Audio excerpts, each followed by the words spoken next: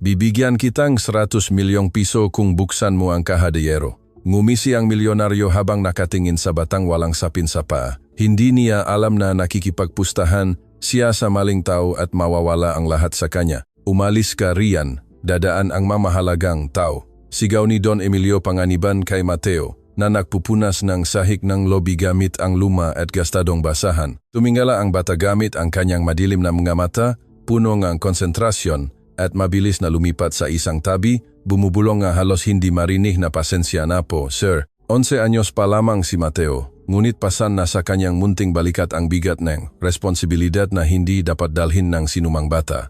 Ang kanyang makamay na nagbitak dahil sa tubig at mga produkto sa paglilinis ay walang tigil na nagtatrabaho mula sa umaga.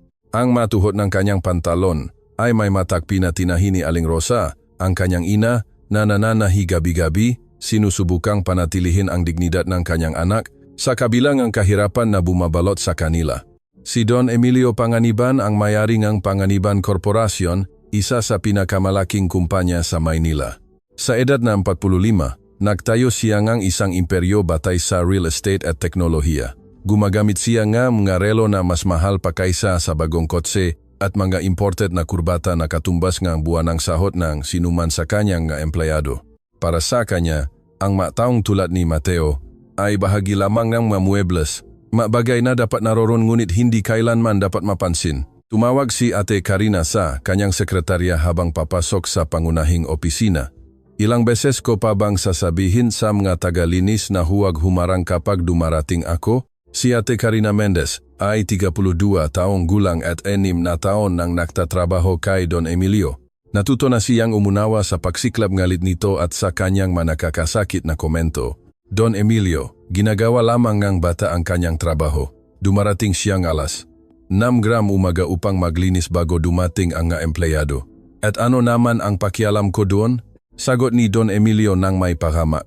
Ibinaba ang kanyang maleta na gawa sa balat sa ibabaw ng mesa. Hindi ako interesado sa kanyang kwento. Gusto ko lang na gawin niya ang kanyang trabaho nang hindi ko siya nakikita. Ang hindi alam ni Don Emilio ay hindi empleyado ng kumpanya ng paglilinis si Mateo. Siya ang anak ni Aling Rosa na 3 taon nang nagtatrabaho doon. Si Aling Rosa ay 35 taong gulang at siya ang tanging tagapagtaguyod ng kanilang tahanan mula nang magkaroon ng aksidente si Mang Carlos, ang kanyang asawa na nagdulot sa kanya ng kapansanan para sa mabibigat na trabaho. Nagtitinda na ngayon si Mang Carlos ng candy sa traffic light. Halos sapat lamang ang kinikita para bilhin ang kanyang magamot. Sinasamahan ni Mateo ang kanyang ina tuwing umaga dahil wala silang mapaiwanan sa kanya. Napabayaan ang pag-aaral nang ubusin ng gastusin sa medikal ng kanyang ama ang lahat ng kanilang ipon. Ngunit hindi umupo lamang ang bata at naghintay. Tinutulungan niya ang kanyang ina sa mga gawaing paglilinis. Nagdadala ng mga timbang tubig, nag-oorganisa ng mga produkto, nagwawalis ng mga pasilyo. Lahat ay may dedikasyon na taliwas sa kanyang murang edad. Nanay, bulong ni Mateo nang dumating si Aling Rosa na may dala niyang cleaning cart. Galit na naman ang lalaking iyon. Tumingin si Aling Rosa sa opisina ni Don Emilio at bumuntong hininga. Huwag kang mag-alala. Anak, kailangan lang nating gawin ng maayos ang ating trabaho at huwag gumawa ng gulo. Bakit niya tayo ginaganyan? Wala naman tayong ginagawang masama. Ang ilang tao, Mateo, ay hindi pa natututo na lahat tayo ay nararapat sa respeto, ngunit hindi ibig sabihin na dapat tayong maging tulad nila. Naintindihan mo ba? Tumango ang bata. Bagaman may ningas ng iba pa sa kanyang mata, hindi ito eksaktong sama na loop, kundi isang tahimik na determinasyon na kinikilala ni Aling Rosa dahil ito rin ang taglay. Niya nang magpasya, siyang hindi kailanman susuko sa kabila na mga pangyayari. Normal na lumipas ang araw hanggang sa dumating ang isang espesyal na mensahero sa tanghali. May dala siyang malaki at mabigat na pakete na selyado ng maraming safety lock at may mga label na confidential sa lahat ng panig. Delivery para kay Don Emilio Panganiban. Anunsyo ng mensahero sa reception. Pinirmahan ni Ate Karina ang mga dokumento ng pagtanggap at dinala ang pakete personal sa opisina ni Don Emilio. Ito ay isang pila na portable na kaha de hierro na may sopistikadong electronic panel sa harap. Kasama nito ang isang sobra na may mga dokumento. Ano ba ito? Tanong ni Don Emilio habang binubuksan ang sobra. nagbago ang kanyang ekspresyon mula sa pagkalito patungo sa lubos na pagkagulat habang nagbabasa siya. Ayon sa mga dokumento, ang kahadiyero ay nakilalaman na makabond na nakakahalaga na 100 milyong piso. Ito ay bahagi ng isang hindi inaasahang mana mula sa isang malayong tiyuhin na pumanaw ng walang iniwan na tiyak na testamento. Natukoy si Don Emilio bilang isa sa mga posibleng tagapagmana, ngunit may isang kakaibang kondisyon. Ang kahadiyero ay may natatanging mekanismo ng seguridad. Kailangan nitong lutasin ang isang serye ng math at logic puzzle upang mabuksan ng walang digital password o tradisyonal na kombinasyon. Kung may sinumang sumubok na puwersahin ito, masisira ito kasama ang nilalaman nito. Ang hamon ay sadyang ginawa. Disenyo ng eksentrikong tiyuhin na naniniwala na tanging ang isang tunay na matalino lamang ang karapat-dapat sa mana. Kalokohan ito, bulong ni Don Emilio habang sinusuri ang panel. May mga numero, simbolong matematikal, at tila isang komplikadong equation na nagbabago sa tuwing hinahawakan niya ang isang button. Tinawag niya ang kanyang pangkat ng mga executive. Mabilis na dumating ang tatlong lalaki. Lahat ay may mamahaling suit at kahanga-hangang magatitulo sa unibersidad. Sa loob ng isang oras, sinubukan nilang lutasin ang mekanismo. Sinubukan nila ang iba't ibang kombinasyon. Nahanap nga pattern. Kumonsulta sa internet. Walang gumana, dapat may paraan. Sabi ni Don Emilio ng paulit-ulit, hinahampas ang mesa sa pagkabigo. 100 milyong piso ay hindi maaring nakakulong doon ng walang paraan upang mailabas. Sabi ngang isa sa mga executive. Bakit hindi tayo tumawag ng isang eksperto sa mga kahadiyero? Sinubukan ko na, sagot ni Don Emilio. Sabi nga gumawa ay isang customized na modelo ito na tatangi sa mundo. Wala silang makagamitan para buksan ito nang hindi sinisira. Kumalat ang balita sa buong gusali na parang apoy. Nakomento ang mga empleyado mula sa lahat ng departamento tungkol sa mahiwagang kahadiyero at sa kayamanan na nilalaman nito. Ang ilan ay palihim na lumapit sa opisina ni Don Emilio. Naalo na mga ideya na agad namang tinatanggihan. Sa tingin ninyo, tanga ako, sigaw niya. Sinubukan ko na ang lahat ng mga pangunahing opsyon na iyan. Mas hihigit pa sa simpleng matematika ang kailangan nito. Samantala, narinig ni Mateo ang bahagi ng usapan habang naglilinis ng pasilyo malapit sa opisina. Ang kanyang likas na pagiging mausisa ay nagtulak sa kanya na lumapit pa ng pansamantalang lumabas si Don Emilio para uminom ng kape. Sa pamamagitan ng bahagyang bukas na pinto, nakita niya ang kahadiyero sa ibabaw ng mesa. Ang panel ay nagpapakita ng isang pagkakasunod-sunod ang manumero na tila nagbabago kasunod ang isang uri ng pattern. Si Mateo, na bago pa man umalis sa paralan ay nagpakita na ng pambihirang talento sa matematika, ay nakaramdam ng isang bagay na pamilyar sa mga numerong iyon. Ito ay tulad ng mabuktong na ibinibigay sa kanya ng kanyang guro nung nakakapag-aral pa siya. Hoy, ikaw! Isang boses ang nakagulat sa kanya. Ito ay isa sa mga executive na nakakita sa bata na nakatingin sa loob. Ano ang ginagawa mo diyan na nakatayo? Wala ka bang trabaho? Pasensya na po, sir, sagot ni Mateo. Ibinaba ang tingin at mabilis na lumayo na may hawa na basahan. Ngunit ang kanyang isip ay patuloy na nagpoproseso ngang nakita niya. Lagpas prims, Fibonacci sequence, marahil ay may kognayan sa geometry. Automatikong gumagana ang kanyang utak sa problema kahit habang nagwawalis siya ng sahig. Bumalik si Don Emilio sa kanyang opisina na lalong nabibigo. Ilang oras na ang lumipas at wala sa kanyang ma-executive na may mataas na sweldo ang nakalutas sa buktong. Nasaktan ang kanyang pagmamataas. Paano nangyari na siya, isang matagumpay na negosyante, ay hindi makapasok sa sarili niyang mana? Nakakahiya ito. Bulong niya habang tahimik na nanonood ang kanyang mga empleyado. Kayong lahat na may mga master's degree at diploma ay walang silbi para lutasin ang isang simpleng buktong. Si Ate Karina, na nanonood mula sa kanyang mesa, ay naglakas loob na magmungkahi. Don Emilio, marahil ay dapat tayong magpahinga muna. Minsan ang solusyon ay dumarating kapag hindi natin pinipilit.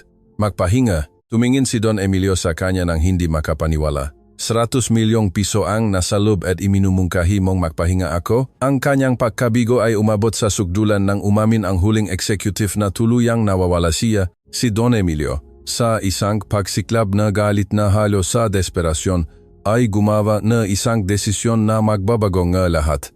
Lumabas siya ng kanyang opisina at lumakat patungo sa common area kung saan nagtipon ang ilang empleyado na nakumento sa sitwasyon. Ang kanyang presensya ay nagpatigil agad sa lahat. Makinig kayong lahat, sabi niya sa malakas at malinaw na boses. Sinisigurado na maririnig siya ngang bawat tao sa palapag. Mayroon akong kahadiyero sa aking opisina na naklalaman na 100 milyong piso. Wala sa aking mga executive ang nakapagbukas nito, kaya narito ang aking alok. Huminto siya ng dramatiko. Tinatamasa ang ganap na atensyon na nasa kanya. Bibigyan kong 1 milyong piso ang sinumang makapagbukas nito. 1 milyong piso. Cash. Agad ang reaksyon. Nagsimulang bumulong ang mga empleyado ng excited. Ang ilan ay nagpaplano na kung paano gagastusin ang pera. Ngumiti si Don Emilio ng may kasiyahan. Iniisip na nakahanap siya ng perpektong solusyon. Ngunit nakita niya si Mateo na nakatayo sa isang sulok na may basahan sa kamay, tahimik na pinagmamasdan ang lahat. At sa sandaling iyon ng lubos na kayabangan, nagpasya si Don Emilio na gawing malupit na palabas ang kanyang alok. Sa katunayan, sabi niya, lalo pang nilakasan ang boses, palawakin ang alok. Kung maski ang batang ito, tinuro niya ng direkta si Mateo, ay makapagbukas nito. Bibigyan ko siya ng 100 milyong piso, ang buong 100 milyon. Nagtawanan ang opisina, malinaw na nagbibiro ng malupit si Don Emilio, ginagawang katatawanan ang ideya na ang isang mahirap at maruming bata ay makakagawangang hindi nagawangang maedukadong executive. Isipin ninyo, patuloy ni Don Emilio, sinasamantala ang tawanan. Isang batang tagalinis ang lulutas ng hindi nalutas ng matematiko. Ito ang magiging biro ng siglo.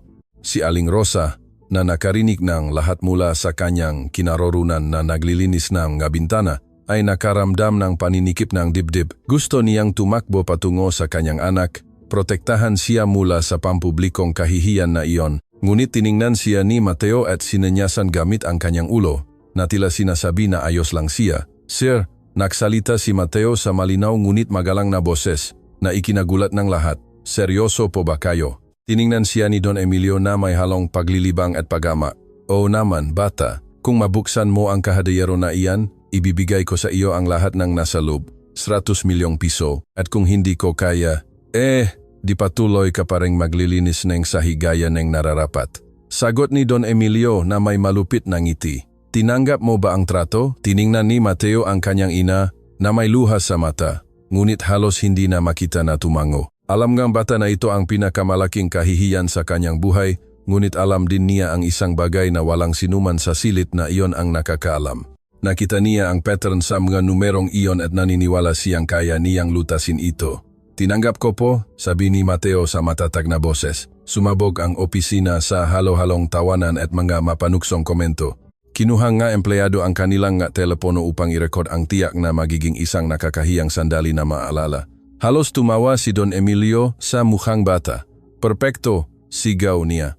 Ito ang aking tatamasa. Ate Karina, dalhin mo ang bata sa aking opisina. Panurin natin ang palabas na ito. Habang lumalakad si Mateo patungo sa opisina, mahigpit na hawak ng kanyang maliliit na kamay ang basahan na ginagamit niya. Mabilis na tumibok ang kanyang puso, ngunit hindi sa takot. Ito ay kagalakan, halo sa determinasyon. Napakatagal niyang naging invisible, itinuturing na parang wala siyang halaga. Ngayon ay may pagkakataon siyang ipakita na ang katalinuhan ay hindi tungkol sa parang mayroon ka o sa damit na suot mo. Hindi alam ni Don Emilio na malapit na siyang makatanggap ng pinakamahal at pinakakahiyahiyang aral sa buong buhay niya, na ang batang walang sapin sa paa na kanyang hinama ay malapit ng magpabagong lahat. Ang pustahan ay nagawa na at wala nang magiging katulad ng dati. Ang opisina ni Don Emilio ay naging sirkus, na kumpol-kumpol ang mga empleyado sa pinto. Sinisilip upang mas makita, habang ang iba ay nagre-record gamit ang kanilang mga telepono mula sa lahat ng posibleng anggulo. Napakawalang katotohanan ng eksena na walang sinuman ang gustong makaligtaan ito. Isang batang walang sapin sa paa na may takpi-takping damit, nakaharap sa isang high-tech na kahadiyero na tinalo ang mga executive na may mga titulo sa universidad. Bigyan natin ng espasyo ang henyo, sabi ni Don Emilio ng may panunuya, gumagawa ng labis na galaw upang lumapit si Mateo sa mesa. Ayaw nating maabala siya habang ginagawa niya ang kanyang salamangka. Napuno ng tawanan ang silid, dahan-dahang lumakad si Mateo, nararamdaman ang bigat ng lahat ng gatingin na nakatuon sa kanya. Si Ate Karina ay nagmamasit mula sa kanyang mesa na may ekspresyon na may halong awa at pagkausisa. Si Aling Rosa ay nanatili sa pasilyo, hindi makapasok, ngunit hindi rin makaalis. Aba, maestro, patuloy ni Don Emilio, pinakrus ang mga braso habang sumandal sa kanyang silya na gawa sa balat. Mayroon kang lahat ng oras sa mundo, bagaman sa palagay ko ay hindi ka gaanong nakaroon ng karanasan sa advanced na teknolohiya sa paglilinis ng masahig. Tumayo si Mateo sa harap ng kahadeyero, hindi pinansin ang mga komento. Ang kanyang mga mata ay nakatitik sa electronic panel. Ang mga numero ay sumasayaw sa screen. 2, 3, 5, 7, 11, 13, 17. Ito mismo ang naisip niya. Isang pakakasunod-sunod na primes, ngunit hindi ito doon naktatapos. Sumuko ka na ba? Tanong ng isa sa mga executive mula sa pinto. Walang kahihiyan sa pagamin na ito ay masyado para sa iyo. Hindi sumagot si Mateo. Ang kanyang maliit na daliri, na may bakas pa rin ng dumi sa ilalim ng makuko, sa kabilang ang pahuhugas ng kanyang kamay, ay dahan-dahang hinawakan ang screen. Nagbago ang mga numero, 1, 2, 3, 5, 8, 13. Fibonacci, ibinahagi sa kanya ng kanyang dating guro sa matematika ang sequence na iyon nung nag-aaral pa siya, pinipindot lang niya ang mabatan ng random. May nanuya, masama ang kalalabasan nito, ngunit si Ate Karina, na mas malinaw ang paningin sa panel, ay napansin ang isang bagay na kakaiba, hindi pinipindot ng bata ang mga button ng random. Ang kanyang magalaw ay sadyang ginawa, kinakalkula. Mayroong pattern sa ginagawa niya. Nagsimula ring mapansin ni Don Emilio. Bahagyang nawala ang kanyang mapanudyong ngiti nang makita niya ang lubos na konsentrasyon sa mukha ni Mateo. Hindi ito ekspresyon ng isang nawawala at nalilito. Ito ay ekspresyon ng isang lumulutas ng problemang naiintindihan niya. Teka sandali, lumapit si Don Emilio. Talagang alam mo ang ginagawa mo. Hindi sumagot si Mateo. Ang kanyang mga mata ay gumagala sa iba't ibang seksyon ng panel. Kinikilala ang mga pattern na magkakaugnay. Hindi lang ito isang sequence, kundi marami ang sabay-sabay na gumagana. Lagpas primes sa isang cholom, Fibonacci sa isa pa, at may iba pa sa pangatlo na kinailangan niya ng ilang sandali upang makilala. Perpektong parisukat, bulong niya sa sarili. 1, 4, 9, 16, 25, 36. Sa kanyang isip, bumalik si Mateo sa mga hapon sa kanyang dating paralan. Nang manatili si Profesor Santiago pagkatapos ng klase upang turuan siya ng mga buktong sa matematika. Ang matematika ay ang universal na wika, Mateo, sabi niya sa kanya. Hindi mahalaga kung saan ka nagmula o kung anong damit ang suot mo, ang numero ay hindi nagtatangi. Nakita ng profesor na iyon ang isang bagay na espesyal sa kanya. Pinunan niya ang aplikasyon para sa scholarships. Nagsalita siya sa mga direktor ng mga pribadong paaralan, ngunit nangyari ang aksidente ni Mang Carlos at lahat iyon ay kinailangang mapabayaan. Hoy, ang boses ni Don Emilio ay nakpabalik sa kanya mula sa kanyang iniisip. May tanong ako sa iyo, alam mo ba ang ginagawa mo o sinasayang mo lang ang oras ko? Ginagawa ko po, sir, sagot ni Mateo nang hindi tumitinggala mula sa panel. Ngumisi ng maikli at kinakabahan si Don Emilio. Sa unang pagkakataon mula nang ilunsad niya ang kanyang malupit na pustahan, nakaramdam siya ng isang maliit na kurot ng pangamba. Tiyak na hindi kayang gawin ng bata. Hindi ito impossible. Simpleng swerte lamang na natukoy niya ang ilang pangunahing sequences. Pinindot ni Mateo ang isang serye ng mga numero sa tiyak na pagkakasunod-sunod. Ang panel ay naglabas ng isang mahinang tunog. Iba sa ma-error beep na ginagawa nito ng sinubukan ng mga executive. Ito ay isang tonong kumpirmasyon. Ano iyon? Tanong ngang isa sa mga empleyado. Wala, tiyak na isa na namang error, sagot ni Don Emilio. Bagaman ang kanyang boses ay tila hindi na kasing tiyak ng dati. Lumapit pa ng county si Ate Karina, nabiyani.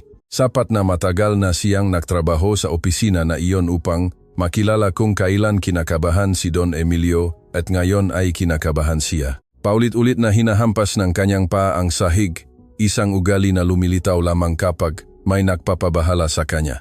Patuloy na nagtatrabaho si Mateo.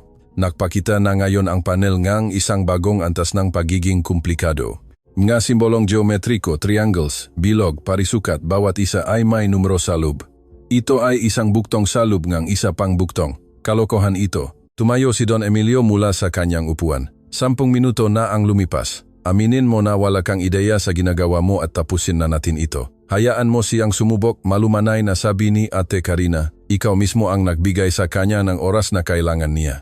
Tiningnan siya ni Don Emilio ng may pagtataka. Hindi kailanman sinasalungat ni Ate Karina ng hayagan, lalo na sa harap ng ibang empleyado, ngunit may isang bagay sa sitwasyon na naktula sa kanya upang ipagtanggol ang bata. Kung gusto mo, muling umupo si Don Emilio, pinakrus ang mabinti ng may pakabahala. Ngunit sayang lang ang oras. Binara ni Mateo ang lahat ng ingay sa paligid niya. Ang mga bulungan, ang mapigil na tawanan, ang mga mapanuksong komento. Nakatuon lamang siya sa panel.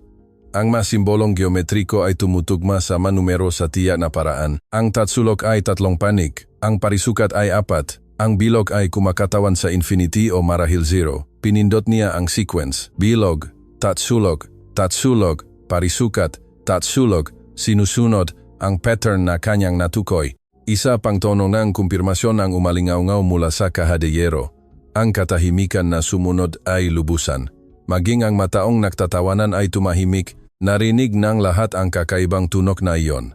Anong nangyayari? Tanong ng isa mula sa likod. Mabilis na tumayo si Don Emilio kaya gumulong paatras ang kanyang upuan. Hindi maaring. Impossible. Ngunit nakbabaho ang panel. Ang ngapulang ilaw na kumukurap ay nagsimulang maging dilaw. Nalampasan ni Mateo ang 2 antas ng seguridad. Isa na lang ang kulang. Purong suwerte, sabi ni Don Emilio, ngunit bahagyang nanginginig ang kanyang boses. Walang paraan para ang isang bata huminto, siya nang makita ang lumitaw sa panel. Ang huling yugto ay hindi purong matematika. Ito ay isang logic puzzle na pinagsama sa mga sequences. Nangangailangan ito hindi lamang ng pagunawa sa mga numero, kundi ng pag-iisip ng abstrakto, pagkonekta ng mga pattern na tila hindi makaunay. Binasa ni Mateo ang buktong sa screen. Ang ama ni Juan ay may 3 anak. Ang pangalan NG1 ay Lunes. Ang pangalan NG Pangalawa ay Martes. Ano ang pangalan NG Pangatlo? Ito ay mapanlinlang na simple. Karamihan sa mga tao ay sasabihin na Miyerkules. Sinusunod ang pattern ng mga araw ng linggo, ngunit bahagyang ngumiti si Mateo. Ang sagot ay nasa tanong mismo. Juan, sabi niya sa mahinang boses habang isinusulat ang pangalan sa panel. Ang kaha de hierro ay naglabas ng serye ng mechanical click. Ang madilaw na ilaw ay naging berde. Nagpakita ang panel ng isang mensahe. Access granted. Ang silid ay naging lubos na tahimik. Hindi bulong ni Don Emilio, umagos ang dugo mula sa kanyang mukha. Hindi. Umurong si Mateo. Nakatingin sa kaha de hierro na ngayon ay nagpapakita ng bukas na kandado. Hindi niya ito binuksan. Wala siyang ibang hinawakan. Simpleng humarap siya kay Don Emilio.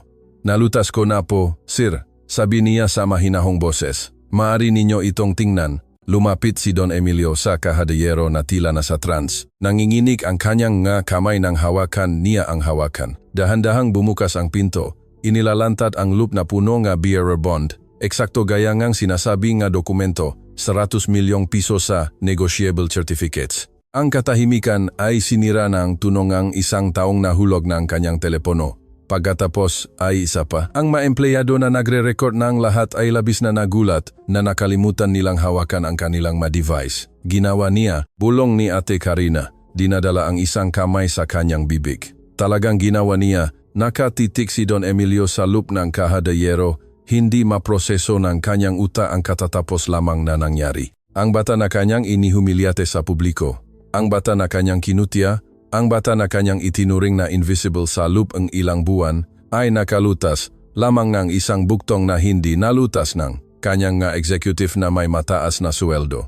Pandadaya ito, sabi niya sa wakas. Ang kanyang boses ay tila walang laman. May nagbigay sa kanya ng mga sagot. Iyan lang ang maaring mangyari. Don Emilio, matatak na sabi ni Ate Karina, lahat tayo ay naririto. Walang sinuman ang nagsabi sa kanya ang anuman. Ang bata mismo ang lumutas nito. Kung gayon, suwerte lang iyon. Purong bulak na suwerte. Suwerte sa 3 magkaibang antas ng buktong, tanong NG1 sa MG empleyado na malapit na nanonood. Bawat antas ay nangangailangan ng iba't ibang pangangatwiran.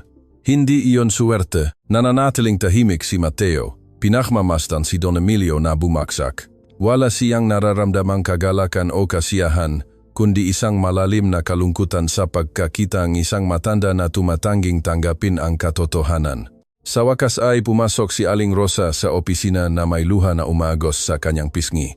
Lumuhod siya sa tabi ng kanyang anak at mahigpit siyang niyakap. Ipinagmamalaki kita, bulong niya sa kanyang tainga. Nanay, talagang ginawa ko. Tanong ni Mateo na tila halos hindi pa niya napoproseso ang nangyari. Ginawa mo, anak ko, ginawa mo. Pinagmamasdan sila ni Don Emilio. Ang kanyang isip ay tumatakbo ng 1,000 milya kada oras. Ginawa niya ang pustahan na iyon sa harap ng 12 ng saksi.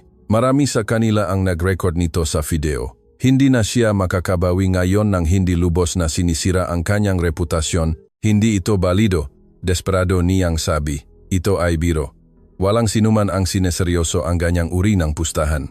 Sinabi ninyong seryoso kayo, sagot ni Mateo. Diretsong nakatingin sa kanyang nga mata. 2 beses kong tinanong at kinumpirma ninyo, isa kang bata. Ang makontrata sa menor de edad ay hindi balido ngunit ang mapampublikong pangako ay balido, nakialam si Ate Karina, lalo na kung mayroong ebidensya sa video. Tiningnan siya ni Don Emilio nang may pagtataksil. Nasa panig ka ba? Nasa panig nga kung ano ang tama, sagot niya nang walang pag-aatubili. Nag-apostahan kayo sa publiko. Ginawa ngang bata ang kanyang bahagi. Ngayon ay oras na para gawin ninyo ang inyo. Nagsimulang magbulungan ang mga empleyado. Ang ilan ay muling kinuha ang kanilang mga telepono. Ngayon ay hindi para mag-record, kundi para suriin ang mga video na kanilang kinunan. Ang ebidensya ay naroon, malinaw at hindi may kakaila. Binitiwan ni Don Emilio ang kanyang sarili sa kanyang upuan. Tinakpan ang kanyang mukha gamit ang kanyang makamay. 100 milyong piso. Mas malaki ito kaysa sa kinikita na ilan sa kanyang nga negosyo sa loob ng 1 taon. Hindi ito halaga na madali niyang mababalewala o mapapalitan. Kailangan kong kausapin ang aking mga abogado, sabi niya sa wakas. Hindi ito maring legal, Don Emilio, sabi ni Ginong Alberto, ang senior accountant ng kumpanya na nanonood mula sa likod ng silid. Siya ay isang 60 anyos na lalaki, iginagalang ng lahat, na may reputasyon ng hindi matitinag na integridad. Sa lahat ng respeto, nag-apostahan kayo sa publiko at malinis na nanalo ang bata. Pati ikaw, Alberto, lahat kayo ay makakampi laban sa akin. Hindi ito pagkakampi laban sa inyo, ito ay pagkilala sa mga katotohanan. Kung susubukan ninyong bawiin ngayon, mawawalan kayo ng isang bagay na mas mahalaga pa kaysa sa pera, ang inyong salita. Tumingala si Don Emilio, lumingon sa silid. Pinakmamasdan siya na lahat ng kanyang empleyado na may halong pagkadismaya at pakasa.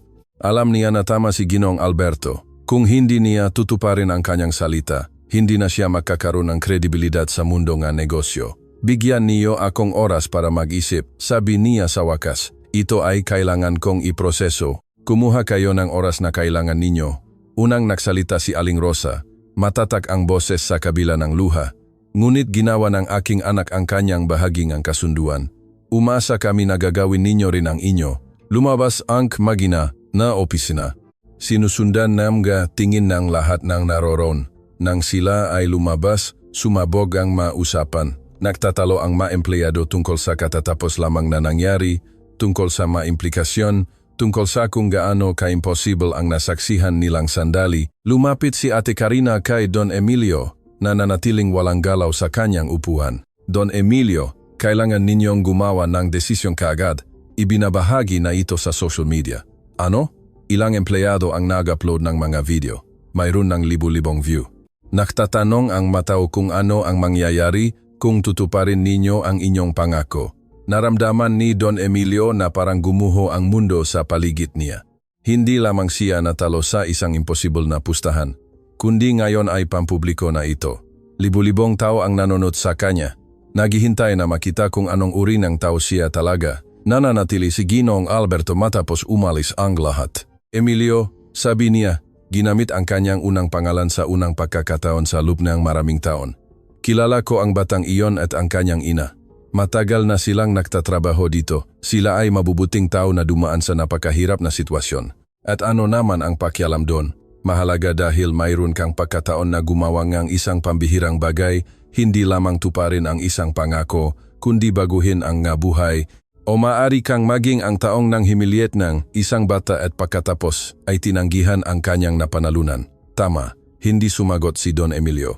Nanatili siyang nakaupo sa kanyang walang laman na opisina, nakatingin sa bukas na kaha de yero, pinoproseso na isang 11 anyos na bata ang nagturo sa kanya ng pinakakahiya-hiyang aral sa kanyang buhay. Sa labas, sa pasilyo, niyakap ni Mateo ang kanyang ina habang umiya ito ngang halo-halong pagmamalaki. takot at pag-asa. Ang pustahan ay napanalunan, ngunit ang tunay na pagsubok ay nagsisimula pa lamang. Bumagsak ang gabi sa lungsod nang sa wakas ay makarating sina Aling Rosa at Mateo sa kanilang maliit na apartment sa Laylayan. Tahimik ang biyahe sa bus. Pareho silang nagpoproseso pa rin nangyari. Ang sariwang hangin ng gabi ay taliwas sa matinding init na naramdaman ni Mateo sa opisina na iyon na puno ng mega tingin. Naghihintay si Mang Carlos sa pinto.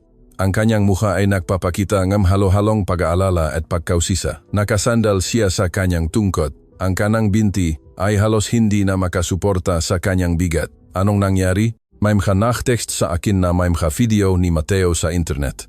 Niyakap ni Aling Rosa ang kanyang asawa at sa unang pagkakataon mula nang lumabas silang opisina, pinayagan niya ang kanyang sarili na umiyak nang walang pagpigil. Hindi ito luhang ang kalungkutan, kundi ang emosyon na labis na matindi na kailangan nitong lumabas sa anumang paraan. Tatay, nagsalita si Mateo sa mahinang boses. Nalutas ko po ang isang buktong na walang sinuman ang nakalutas. Anong uring buktong? Ang isa po na nakakahalaga ng 100 milyong piso. Tiningnan ni Mang Carlos ang kanyang asawa, humihingi ng kumpirmasyon. Tumango si Aling Rosa, hindi pa rin makapagbikas ng mga salita. Nahulog ang ama sa nag-isang silya na mayroon sila sa napakaliit na sala. Ang kaluskos ng lumang kahoy ay umalingaw-naw sa katahimikan. Sabihin mo sa akin ang lahat, sabi niya sa wakas. Habang ikinukuwento ni Mateo ang mga nangyari sa araw, nagkaroon ng tiwala ang kanyang boses. Nagsalita siya tungkol sa Malagpas Primes, tungkol sa Fibonacci, tungkol sa buktong ni Juan. Nakikinig si Mang Carlos na lalong lumalaki ang mga mata. Kinikilala sa kanyang anak ang isang bagay na palaging naroon. Ngunit napigilan ng mga pangyayari na malinang. Palagi kong alam na espesyal ka, sabi ni Mang Carlos nang matapos si Mateo. Nagsisimula ng bumuo ang kanyang sariling maluha. Sinabi sa akin iyan ng iyong Profesor Santiago sa tuwing nakikita ko siya. Medjiging isang malaking tao ang batang ito. Paulit-ulit niyang sinasabi, ngunit tatay, ayaw pong magbayad ni Don Emilio. Sabi niya po biro lang. Kung gayon hindi siya isang taong may salita, sagot ni Mang Carlos na may matinding pakapirmi na ikinagulat ng dalawa. Sa kabila ng kanyang pisikal na kondisyon, ang kanyang boses ay may autoridad ng isang nagtrabaho sa buong buhay niya ng may dignidad. Ngunit ang katotohanan ay palaging lumalabas. Ang hindi nila alam ay sa sandaling iyon, ang katotohanan ay sumasabog sa internet sa paraan na hindi nila maisip. Sa kanyang marangyang penthouse sa sentro ng lungsod, hindi makatulog si Don Emilio Panganiban. Ang panoramic view nga ilawng lungsod na karaniwan ay nagbibigay sa kanyang kasiyahan ay tila nangungutya sa kanya ngayon. Bawat nagliliwanag na bintana ay tila isang matang humuhusga sa kanya. Hindi tumigil ang kanyang telepono sa loop ng ilang oras. Matawag mula sa makasosyo sa negosyo, mensahe mula sa kanyang pamilya, walang tigil na notifikasyon mula sa social media. Sinubukan niyang patayin ito, ngunit ang pag-aalala na hindi malaman kung ano ang nangyayari ay mas masahol pa kaysa sa pagharap sa katotohanan. Sa wakas, bandang alas 2 ng umaga, sumuko siya at binuksan ang kanyang telepono. Ang nakita niya ay nagpatayo sa kanyang balahibo. Sumabog ang video. Hindi libo-libo ang view, gaya ang nabanggit ni Ate Karina, kundi milyon-milyon. Ang clip kung saan ginawa niya ang malupit na pustahan kay Mateo ay nakita na ngang mahigit 3 milyong beses. Ang video ni Mateo na binubuksan ang kahadayero, 5 milyon. Napakasama ng komento. Ang taong ito ang definisyon ng kalupitan. Ang batang iyan ay isang henyo at ang taong ito ay gusto lang siyang ipahiya. Kung hindi niya tutuparin ang kanyang pangako, dapat siyang makulong. May alam ba kung saan nagtatrabaho ang taong ito? Kailangan nating makaroon ng katarungan. Naramdaman ni Don Emilio ang malamig na pawis na umagos sa kanyang likod.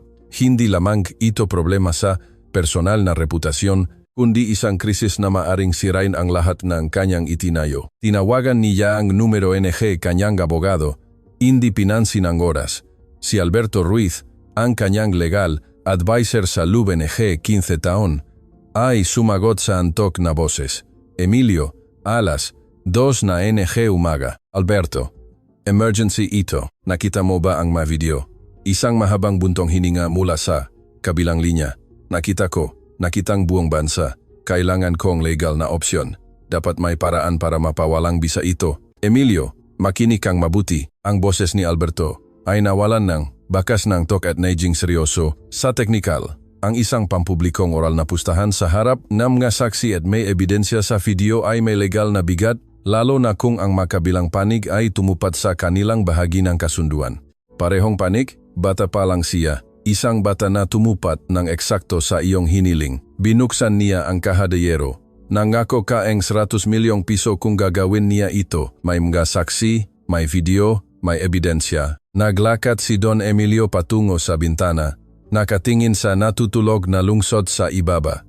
Kung gayon, ano ang iyong iminumungkahi bilang iyong abogado? Sinasabi ko na ang pagbabayad ang pinakamaliit na nakakapinsalang opsyon. Bilang iyong kaibigan, sinasabi ko na ito ang tama. 100 milyong piso, Alberto. Hindi ito barya-barya. Alam ko, ngunit ang gastos ng hindi pagbabayad ay mas malaki. Mayroon ng mga online petition na humihiling ng boycott sa iyong kumpanya. Ang mga kliyente ay nagtatanong kung gusto nilang makipagnegosyo sa ganoong tao.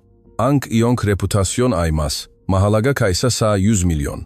Pinutol ni Don Emilio ang tawag ng hindi nakpapaalam, isang bagay na hindi niya kailanman ginawa noon. Ang pader na salamin sa harap niya ay nagpakita ang isang lalaki na hindi niya nakilala. Gusot ang buhok, may eye bags, talunan. Muling nag-vibrate ang kanyang telepono. Sa pagkakataong ito, mensahe ito mula sa kanyang nakatatandang kapatid na babae, si Ate Gabi, na nakatira sa Espanya at iginagalang niya ng higit sa sinuman sa mundo.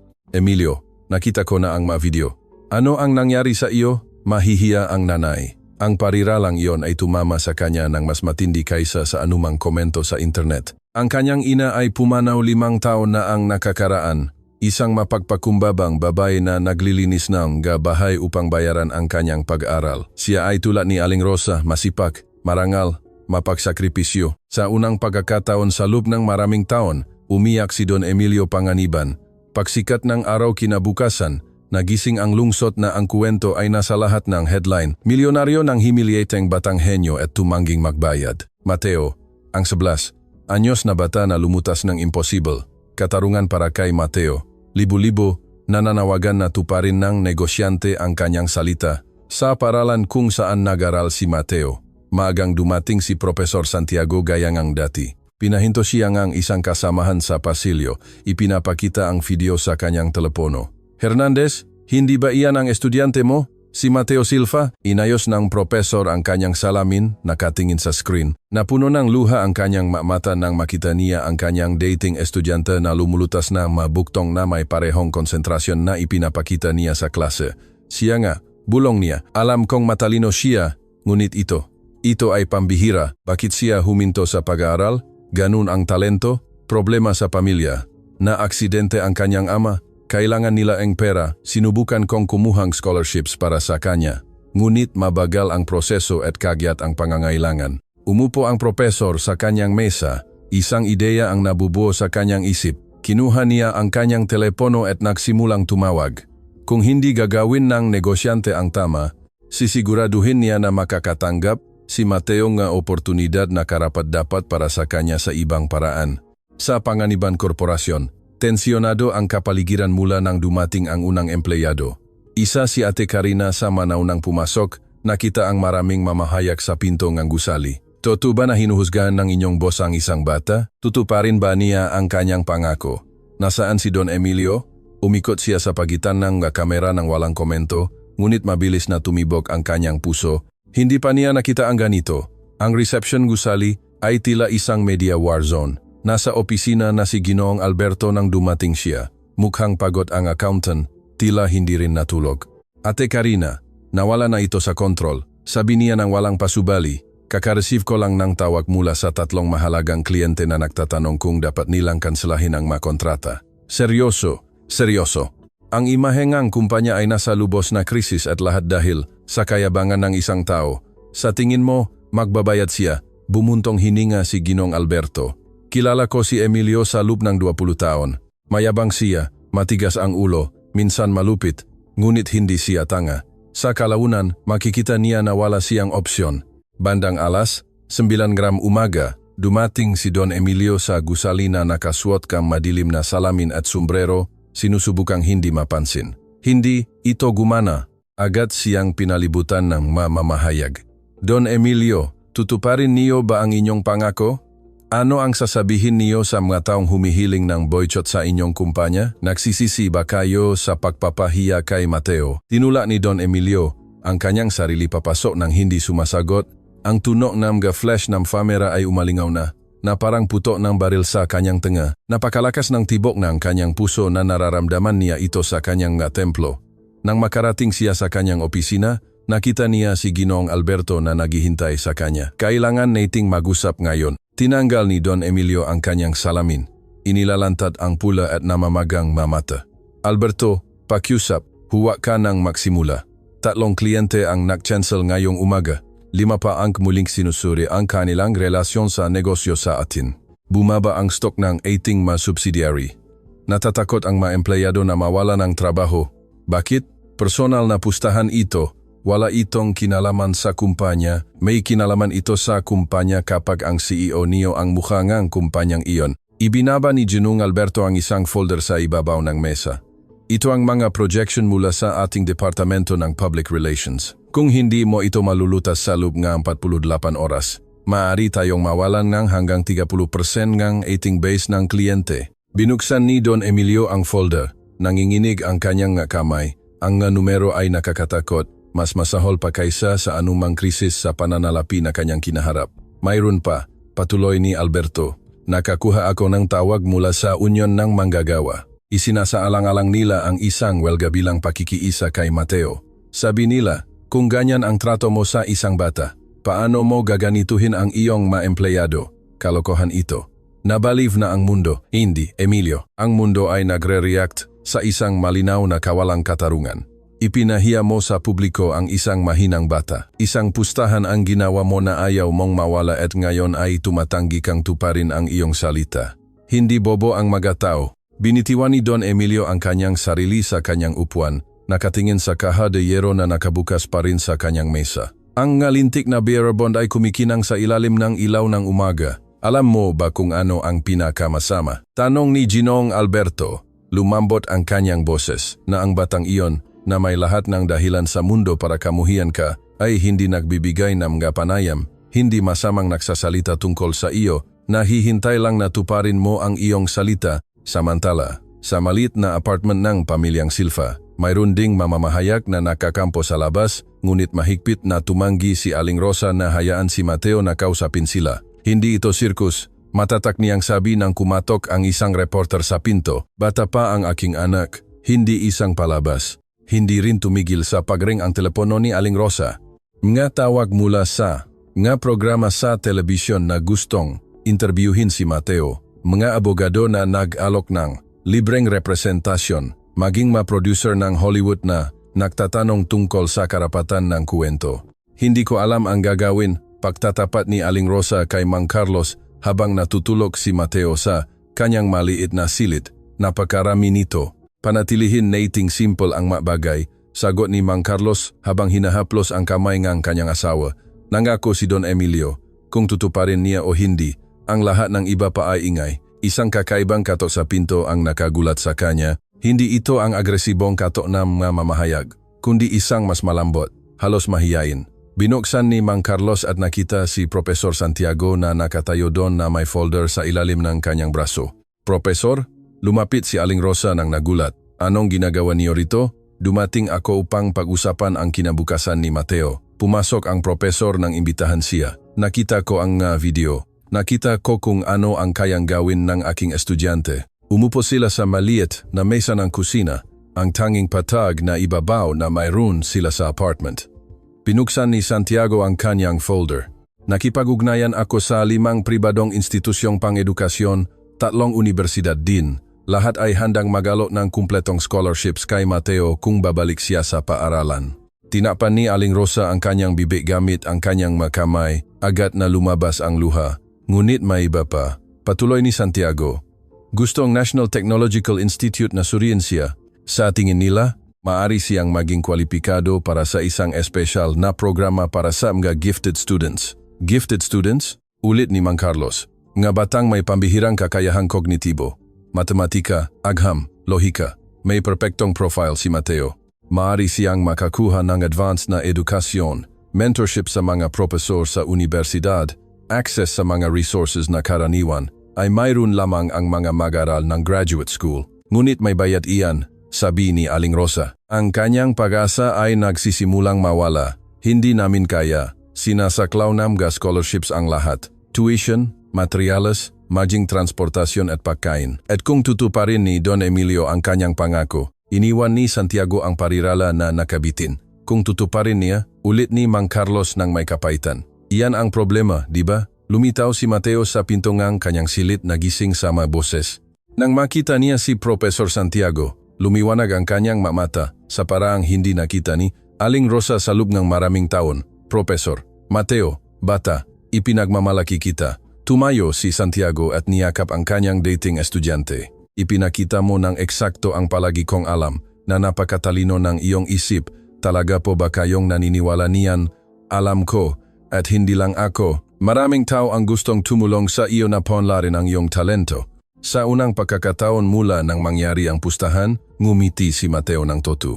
Bandang 3:00 ng hapon, nagpatawag si Don Emilio ng emergency meeting sa lahat ng pinuno ng departamento. Puno ang conference room, makapal ang hangin, may tension at mga bulong-bulungan. Mga gino at binibini, simula ni Don Emilio, pagod ang kanyang boses. Alam ninyo ang sitwasyon. Kailangan kong malaman ang tunay na epekto sa ating operasyon. Unang nagsalita ang pinuno ng Human Resources. Don Emilio, nakatanggap kami ng 20 resignations ngayong umaga lang. Mga empleyado na nagsasabing ayaw nilang magtrabaho para sa isang taong ganyan ang trato sa mga bata. Patuloy ang pinuno NG Sales. Nawalan kami NG kontrata sa distribuidora Garcia, 30 milyong piso, taon-taon. Sabi nila, hindi sila maaring makipag-ugnayan sa aming kasalukuyang imae. Idinagdag ni Director ni Marketing, ang social media ay laban sa atin. Ang mga hashtag na tulad na Katarungan para kay Mateo at Don Emilio ang malupit ay trending nationally. Ang ilang brand ay tinatanggal ang ating mga produkto sa kanilang mga katalogo. Ang bawat ulat ay parang pisikal na suntok kay Don Emilio. Pinagmasdan niya ang mga mukha sa paligid ng mesa. Ang ilan ay nagpakita ng halos hindi may tago na kasiyahan, ang iba ay tunay na pag-aalala. Wala sinuman ang napakita ngang respeto na dati ay ipinapakita nila sa kanya. Si Ate Karina, natahimik na kumukuhang matala, ay sa wakas nagsalita, Don Emilio, sa lahat ng respeto, may isang malinaw na solusyon sa lahat ng ito. Ano? Tuparin ang inyong pangako sa publiko ng may pagpapakumbaba. Gawing kuwento ng pagtubos ito sa halip na kuwento ng kalupitan. Tiningnan siya ni Don Emilio ng matagal. Sinasabi mo ba na ipahiya ko ang aking sarili sa publiko? Sinasabi ko sa inyo na gawin ang tama? Sagot ni Ate Karina nang hindi ibinababa ang tingin. Ang pagmamataas ay hindi katumbas ngang nawawala sa inyo. Tumayo si Ginoong Alberto. Emilio, sasabihin ko sa iyo ang isang bagay na marahil ay walang ibang naglakas loob na sabihin. Ang iyong ina ay naglinis ng mga bahay upang makapag-aral ka. Nagtrabaho siya ng nakaluhod, nahuhugas ng mga sahig upang makapagsuot kang kurbata. At ngayon ay hinahamak mo ang isang babae na ginagawa rin ang eksaktong pareho para sa kanyang anak. Ang katahimikan sa silid ay lubusan. Walang naglakas loob na huminga. Si Aling Rosa ay ang iyong ina 30 taon na ang nakakaraan, patuloy ni Alberto. Si Mateo, ikaw iyan sa edad na 19 na may talentong nangangailangan ng pagkakataon. Ang pagkakaiba ay nakakita ang iyong ina ng mga taong nagrespeto sa kanya. Ikaw ba ang kukuha na pagkakataon na iyon sa isa pang bata? Naramdaman ni Don Emilio na parang kinuha ang hangin mula sa kanyang baga. Hindi niya kailanman nagawa ang koneksyon na iyon, ngunit ngayon na inilagay ito ni Alberto sa mga salita, imposibleng balewalain ito. Kailangan kong oras para mag-isip, sabi niya sa wakas. Ang kanyang boses ay halos bulong, wala kayong oras. Nakialam ang pinuno ng pinansya. Bukas ang deadline para sa 3 mahalagang kontrata. Sinabi ngang lahat na hinihintay nila kung paano ninyo lulutasin ito bago pumirma. Pinag-usapan natin ang 200 milyong piso na nakataya. Matigas na tumingala si Don Emilio. 200 milyon? Oh, kaya ang tunay na tanong ay, mawawalan ba kayong 200 milyon sa hindi pagbabayad ng 100? Ang ironiya ay brutal at perpekto. Nagapostahan si Don Emilio ng 100 milyon. Iniisip na hindi siya kailanman matatalo. Ngayon, ang pagkawalan ng 100 milyong iyon ay maaring magligtas sa kanya ng 200. Ngunit higit pa sa mga numero, may iba pang nagsisimulang kumilos sa kanyang konsensya. Ang imahe ng kanyang ina na nakaluhod na naglilinis ng mga sahig. Ang imahe ni Aling Rosa na ginagawa rin ang eksaktong pareho. Ang imahe ni Mateo na may pambihirang talento na nakatago sa likod ng takpi-takping damit at managbita na kamay. Gusto kong kausapin ang bata, sabi niya sa wakas. Ayusin mo ang isang pribadong pagpupulong, siya lang, ang kanyang ina, at ako. Tumango, si Ate Karina, susubukan ko po, Don Emilio, ngunit hindi ko alam kung tatanggapin nila. Ipaalam mo sa kanila na gusto kong humingi ng tawad. Talaga, sa unang pagkakataon sa loob nga ilang araw, isang bagay na kahawig ng pag-asa ang lumitaw sa mukha ang kanyang empleyado. Siguro, baka hindi pa lubusang nawawala ang kanilang boss. Ang tanong ay, magiging sapat ba iyon o lubusan na ang pinsala? Sa labas, patuloy na naghihintay ang mga mamamahayag, patuloy na nagre-record ang mga kamera, patuloy na nanonood ang mundo. At sa isang maliit na apartment sa Laylayan, isang 11 anyos na bata ang naghihintay lamang na tuparin ng isang matanda ang kanyang salita. Ang pagpupulong ay itinakda para kinabukasan ng alas 5 gram hapon sa isang neutral na silid. Ang opisina ng notanya, publiko na si Abogado Ramon Cruz, isang 70 anyos na lalaki na may walang dungis na reputasyon sa lungsod. Iminungkahi ni Ate Karina ang lugar upang ang makabilang panig ay makaramdam ng seguridad, malayo sa mga kamera at media chaos. Hindi nakatulog si Aling Rosa kinagabihan, paikot-ikot sa kanyang maliit na kama habang mahinahong humihilik si Mang Carlos sa tabi niya. Dapat ba nilang pagkatiwalaan si Don Emilio? Ito ba ay isa pang kahihiyan na nakukubli bilang pakikipagkasundo? Paano kung dinala niya si Mateo at lalong lumala ang sitwasyon? Kailangan nating pumunta, sabi ni Mang Carlos sa kanya kaninang umaga habang nag-aalmusal sila ng tinapay at kapeng matabang. Kung hindi tayo pupunta, palagi nating itatanong kung ano ang mangyayari. Bukod pa rito, nararapat lamang kay Mateo na marinig kung ano ang sasabihin ng taong iyon. Tahimik si Mateo nang sila ay nakahanda. Suot niya ang kanyang pinakamagandang damit, isang pantalon na ginagamit lamang niya para sa mga espesyal na okasyon at isang kamiseta na pinlansa ni Aling Rosa ng 3 beses hanggang sa maging perpekto. Tiningnan ng bata ang kanyang sarili sa maliit na basag na salamin ng banyo, ipinapahid ang kanyang makamay sa buhok. Sinusubukang ayusin ang gulo-gulong kulot. Ang guwapo-guwapo mo, anak ko, sabi ni Aling Rosa mula sa pinto, bahagyang nanginginig ang boses. Nanay, sa tingin mo, talagang gusto niyang humingi ng tawad. Lumuhod si Aling Rosa sa harap ng kanyang anak, hinahawakan ang kanyang maliliit na kamay. Hindi ko alam, Mateo, ngunit ang alam ko ay anuman ang mangyari ngayon. Ipinakita mo ang isang bagay na walang sinuman ang makakaagaw sa iyo, na ikaw ay matalino, matapang at karapat-dapat sa respeto. At kung hindi niya, tutuparin ang kanyang pangako, di magpapatuloy tayo. Nakuha na ni Professor Santiago ang mga scholarships na iyon. Hindi nakadepende ang iyong kinabukasan sa taong iyon, nakadepende iyan sa iyo. Tumango si Mateo, ngunit nakita ni Aling Rosa, sa kanyang mata na isang bahagi pa rin niya ang umasa na gagawin ni Don Emilio ang tama. Ang pag-asang iyon gambata, ang paniniwala na tutuparin sa huling matatanda ang kanilang salita, ay nagpasakit sa puso ni Aling Rosa dahil alam niyang hindi palaging ganun ang takbo mundo. Dumating si Don Emilio sa opisina ng notaryo 30 minuto ng maaga, sinamahan lamang ni Ginoong Alberto. Tinanggihan niya ang mungkahi na magdala ng mga abogado, public relations, o anumang iba pang miyembro ng kanyang pangkat. Kailangan nitong maging personal, sinalubong sila ni Abogado Cruz sa kanyang tradisyonal na opisina na may mga pader na nilagyan ng mga legal na libro at isang mesa na gawa sa kahoy na kamagong na pag-aari ng kanyang lolo. Ang amoy ng lumang papel at tinta ay pumuno sa espasyo. Halo-halo sa aroma ng bagong gawang kape na palaging inihanda ni Cruz. Don Emilio, bating notaryo sa kanya ng may profesional na kagandahang loop, ngunit walang init. Umaasa ako na magiging produktibo ang pagpupulong na ito. Iyon din ang aking hangarin, sagot ni Don Emilio. Ang kanyang boses ay tila mas mapagpakumbaba kaysa sa narinig ni Ginoong Alberto. Mukhang iba si Don Emilio. Halos 3 oras lang siyang nakatulog sa loob ng 2 araw at halata ito. Ang malalim na eye bags, ang hindi naahit na balbas, ang gusot na suit. Hindi ito ang imahe and malinis na negosyante na palagi niyang ipinapakita. Siya ay simpleng isang lalaking pagod at talunan. Nahanda akong isang dokumento, sabi ni Cruz. ipinapakita ang ilang papel upang kung makaroon kayo ng kasunduan, lahat ay formal na may rehistro. Sa ganitong paraan, maiwasan natin ang mga hindi pagkakaunawaan sa hinaharap. Tumango si Don Emilio. Bagaman ang bawat salitang notaryo ay nagpapaalala sa kanyang bigat ng kanyang nagawa, isang formal na kasunduan sa isang 11 anyos na bata dahil siya ay labis na mayabang kaya kailangan nila ng legal na proteksyon laban sa kanya. Ang tunog ng pangunahing pinto ang nakagulat sa kanya. Alas 5 ng hapon. Dumating na sina Aling Rosa, Mang Carlos at Mateo. Nang magtagpo ang dalawang pamilya sa conference room ng notaryo, ang tensyon ay napakakapal na halos mahawakan. Bahagyang nanatili si Mateo sa likod ng kanyang ina. Ang kanyang madilim na mga mata ay pinagmamasdan si Don Emilio na may halong pagkausisa at pag-ingat. Nakasandal si Mang Carlos sa kanyang tungkod.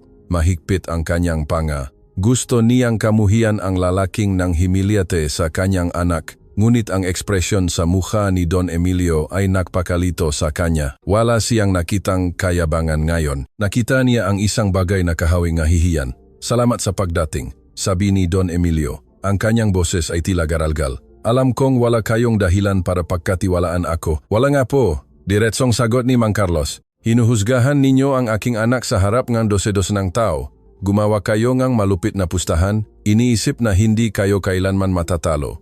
At nang matalo kayo, sinubukan ninyong tumakas. Ibinaba ni Don Emilio ang kanyang tingin, hindi kayang salubungin ang mga mata ni Mang Carlos. Tama po kayo. Kung gayon, bakit tayo narito? Tanong ni Aling Rosa. Matatag ang kanyang boses sa kabilang ang kaba na nararamdaman niya. Dahil kailangan kong sabihin sa inyo ang isang bagay na dapat kong sinabi ilang araw na ang nakakaraan. Tumingala si Don Emilio at sa pagtatakang lahat basa ang kanyang mamata. Humihingi akong tawad. Humihingi ako ng tawad kay Mateo. Sa inyo, Aling Rosa, sa inyong pamilya, ang ginawa ko ay hindi mapapatawad. Ang katahimikan na sumunod ay sinira lamang ng tikta ng 5 orasan sa dingding ng notaryo. Umusad si Mateo ng isang hakbang na ikinagulat ng kanyang ina. Bakit po ninyo iyon ginawa? Bakit po kayo naging masama sa akin? Ang tanong na ginawa ng may brutal na katapatan ng isang bata ay tumama kay Don Emilio ng mas matindi kaysa sa anumang akusasyon ng matanda. Dahil ako ay isang lalaki na nakalimutan kung saan siya nakmula, Mateo. Sagot ni Don Emilio, nanginginig ang kanyang boses. Ang nanay ko ay naklilinis ng makabahay. Mateo, eksaktong tulad na iyong nanay, naktrabaho siya ng nakaluhod upang ako ay makapag-aral. At sa isang punto ng aking buhay, nang magtagumpay ako, nakalimutan ko ang lahat ng iyon. Nagsimula akong tingnan ang matao tulad ng iyong nanay, na parang hindi sila mahalaga, na parang ang kanilang trabaho ang nagde-define ng kanilang halaga. Naramdaman ni Aling Rosa ang luha na nabubuo sa kanyang mata. Hindi niya kailanman inaasahan na marinig ang masalitang iyon. Nang makita-kita noon, patuloy ni Don Emilio, direktang nagsasalita kay Mateo. Nakita ko lang ang isang bata na nakaharang. Hindi ko nakita ang isang tao na may pangarap, may talento, may pamilyang nagmamahal sa kanya. At iyan ay nagsasabing isang bagay na kakilakilabot tungkol sa kung ano ang naging ako. At ngayon, tanong ni Mateo. Ngayon, nakikita mo ako? Ngayon nakikita ko ang isang bata na mas matalino kaysa sa lahat ng aking mga executive. Nakikita ko ang isang taong nagturo sa aking ng pinakamahalagang aral sa aking buhay na ang karakter ay walang kinalaman sa pera o posisyon sa lipunan. Si Ginoong Alberto, na tahimik na nanonood, ay nakaramdam ngang buhol sa kanyang lalamunan. Sa 20 taon ngang pagkakaibigan, hindi pa niya nakita si Don Emilio na ganito ka-vulnerable. Dahan-dahang umubo si Abogado Cruz. Don Emilio, gusto niyo po bang gawing formal ang anumang kasunduan? Dahan-dahang tumayo si Don Emilio. Lumakad patungo sa kanyang maleta at kinuha ang isang malaking sobre. Bahagyang nanginginig ang kanyang makamay nang ilagay niya ito sa ibabaw ng mesa sa harap ni Mateo. Ito ang magabearer bond, sabi niya. 100 milyong piso tulad ng ipinangako ko sa iyo na. Walang kondisyon, walang panlilinlang, walang mali na letra. Tiningnan ni Mateo ang sobre na tila isang bagay na banyaga. Tinapan ni Aling Rosa ang kanyang bibig gamit ang kanyang dalawang kamay, malayang umagos ang luha. Ngayon ay kailangan ng umupo ni Mang Carlos. Nangingini ang kanyang masamang binti sa emosyon. Ngunit mayroon pa akong gustong gawin. Patuloy ni Don Emilio. Kung papayagan ninyo ako, kinuha niya ang isa pang dokumento mula sa kanyang maleta. Nakipag-ugnayan ako sa National Technological Institute. Gusto kong magtatag ng isang kumpletong educational fund para kay Mateo, hindi lamang para sa high school, kundi para sa universidad, master's degree, doctorate, anuman ang gusto niyang pag-aralan, lahat ay bayad. Bakit po? Tanong ni Aling Rosa. Halos bulong ang kanyang boses. Ibinibigay na ninyo sa amin ang 100 milyon. Wala na kayong dapat gawin. Kailangan kong gawin? Matatag na sagot ni Don Emilio. Dahil nakita ko ang mga video nga tao na nakukomento tungkol sa inyong anak. Nakita ko ang mga profesor na nagsasabing henyo siya. Nakita ko ang potensyal na muntik ko ng hamakin at gusto kong siguraduhin na hindi masayang ang talentong iyon dahil sa kakulangan ng resources. Napakabait ninyo. Sabi ni Mang Carlos, nagpoproseso pa rin ang lahat. Ngunit bakit kami dapat magtiwala sa inyo? Hindi ninyo dapat, umamin si Don Emilio. Kaya nga irehistro ni Abogado Cruz ang lahat ng legal. Ang educational fund ay ilalagay sa isang independenteng trust na pangangasiwaan ni Professor Santiago at 2 kinatawan ng institute. Wala akong kontrol sa pera, tanging ang obligasyon lamang na panatilihin itong may pondo. Tumango ang notaryo. Makumpirma ko na nasuri ko na ang mga dokumento. Legal na binding at irrevocable ang maito. Tiningnan ni Mateo si Don Emilio na may ekspresyon na hindi maintindihan ng negosyante. Hindi ito eksaktong pasasalamat, kundi isang bagay na mas komplikado.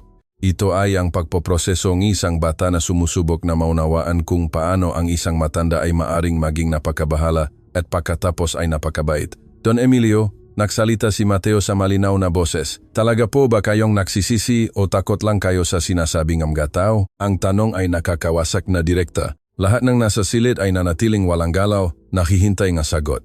Lumuhod si Don Emilio upang maging kapantay ni Mateo. Isang bagay na hindi niya kailanman gagawin ng normal. Parehong bagay, umamin siya ng may brutal na katapatan. Natatakot akong mawala ang aking kumpanya ng ganun, ngunit nagsisisi. Rin ako ng toto dahil nakita ko ang mga video ngang aking nanay sa mga lumang litrato na naglilinis ng mga bahay at napagtanto ko na ginagamit kita tulad ng pagtrato ng iba sa kanya at iyon ang nagwasak sa aking puso. Naglinis din po ang nanay ninyong nga bahay. Tanong ni Mateo, ang kanyang pagiging pagalit ay nagsisimulang lumambot. Sa loob ng 20 taon upang ako ay makapag-aral at magkaroon ng mas magandang buhay. At nakalimutan ninyo iyan? Nakalimutan ko at iyon ang pinakamasamang pagkakamali sa aking buhay. Tiningnan ni Mateo ang kanyang ina, humihinging gabay. Tumango si Aling Rosa, halos hindi na makita. Binibigyan siya ng pahintulot na gumawa ng sarili niyang desisyon. Tinanggap ko po ang inyong pahingi ng tawad, sabi ni Mateo sa wakas. At tinatanggap ko ang pera dahil ipinangako ninyo ito at kailangan namin. Ngunit gusto kong malaman ninyo ang isang bagay. Ano? Na hinding-hindi ko kailanman malilimutan kung saan ako nagmula.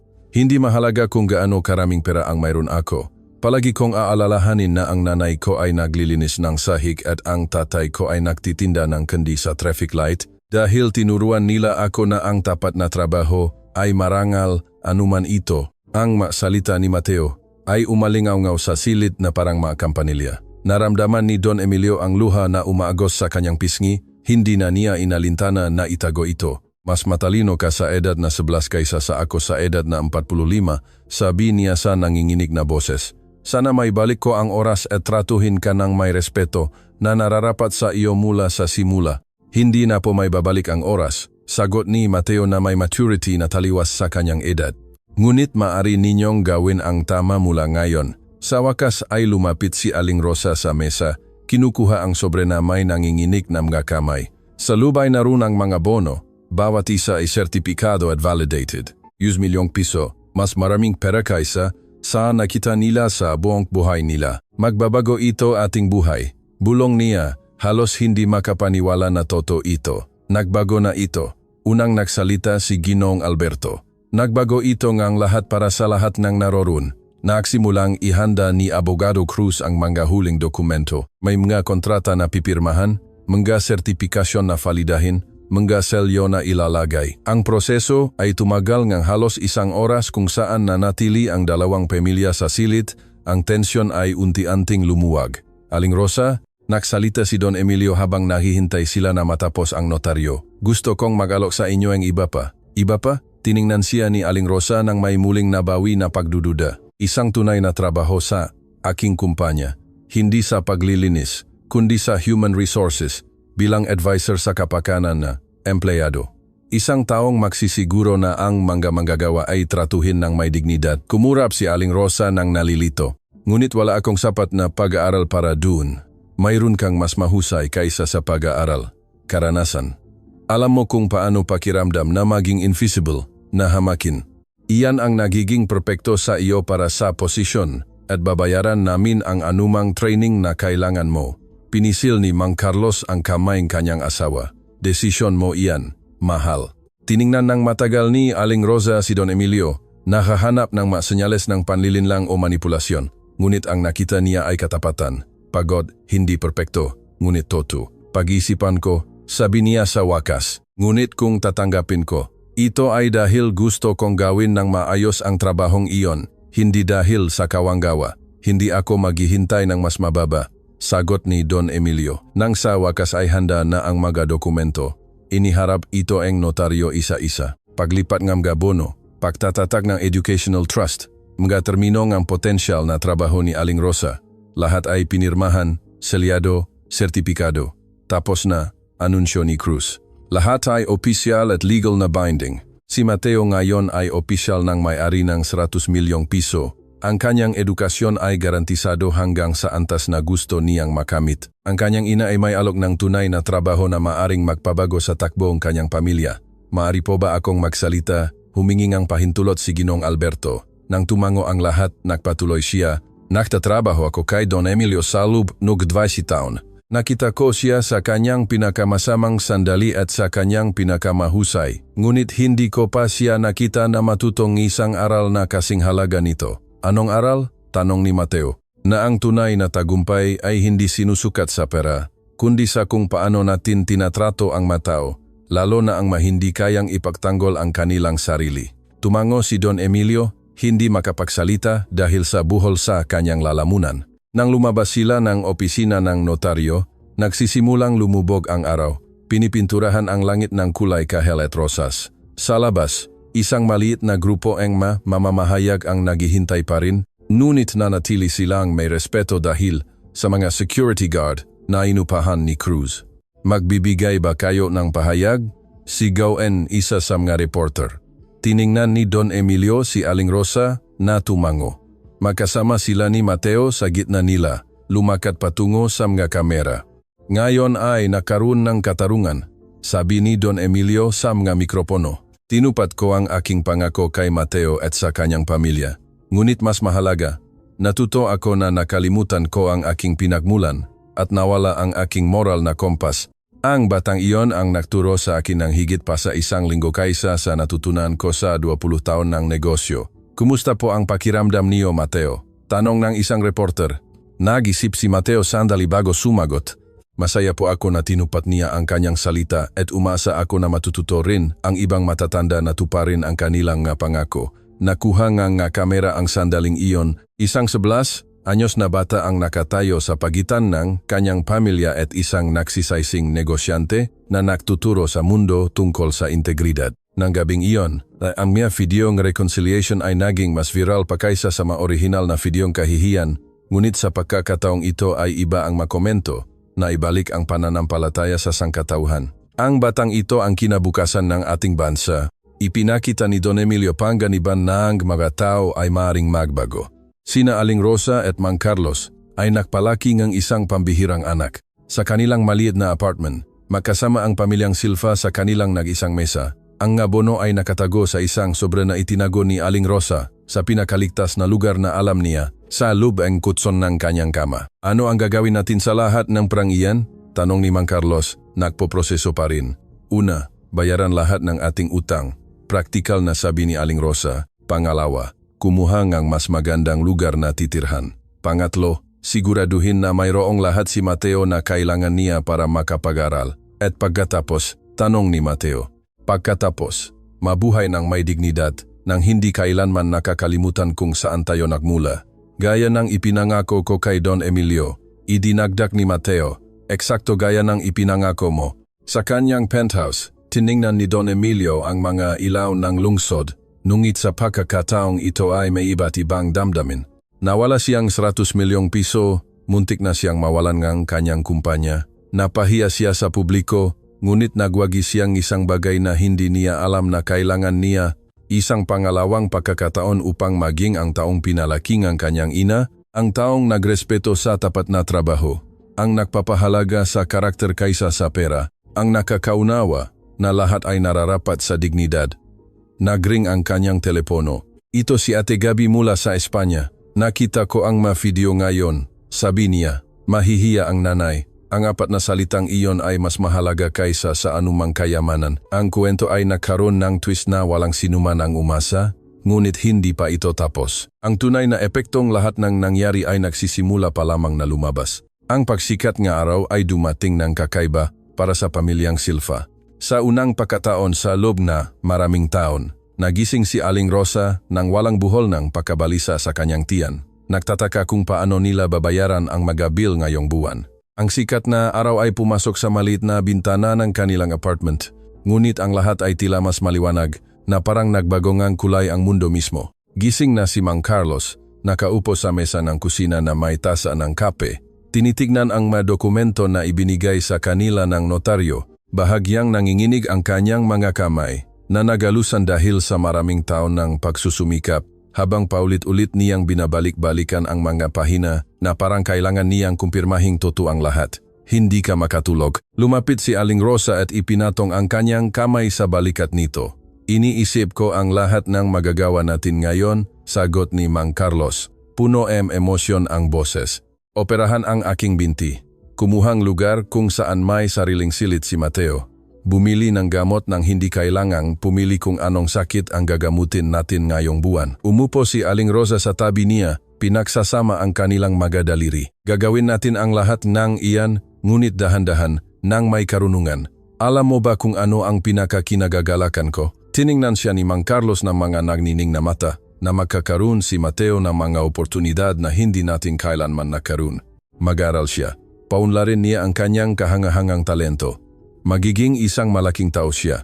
Malaki na siya. Malumanay na pagwawasto ni Aling Rosa. Kahapon ay tinuruan niya ang isang milyonaryo kung ano ang ibig sabihin ngang magkaroon ng dignidad. Iyan ay mas malaki pa kaysa sa anumang titulo sa universidad. Lumitaw si Mateo sa pinto ngang kanyang maliit na silid. Nakapajama pa rin. Magulo ang buhok mula sa pagtulog. Nanay, tatay, totoo po ba ang lahat ng nangyari kahapon o panaginip lang po? Inabot ni Aling Rosa ang kanyang bisik at tumakbo ang kanyang anak patungo sa kanila. Makakasama silang tatlo na nayakapan sa napakaliit na kusina.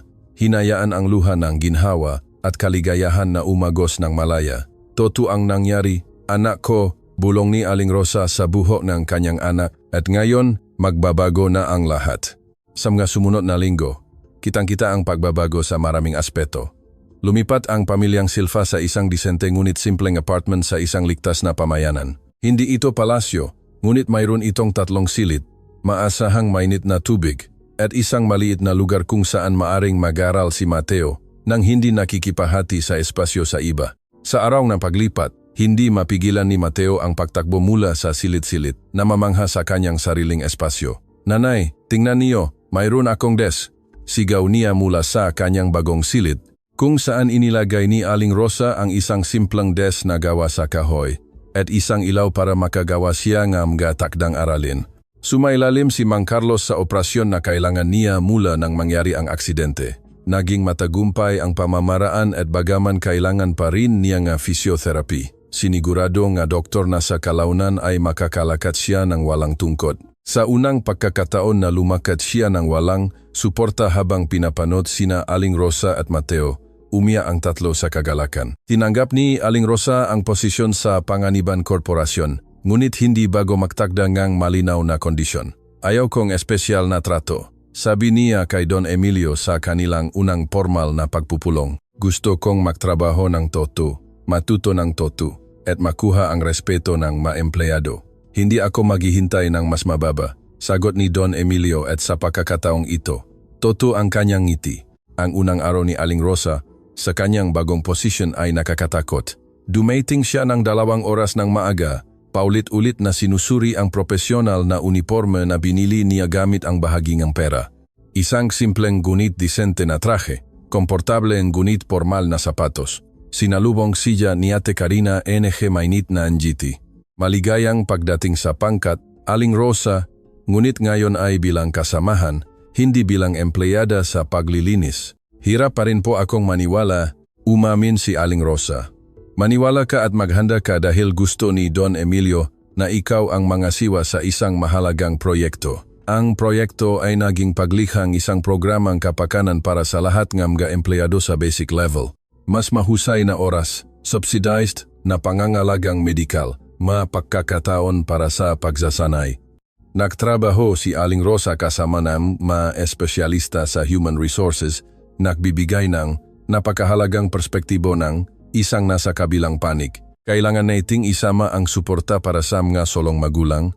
Mungkahi niya sa isang pagpupulong na naalala ang mga pagkakataong kailangan niyang pumili sa pagitan ng pagtatrabaho o pag-alaga kay Mateo kapag may sakit ito.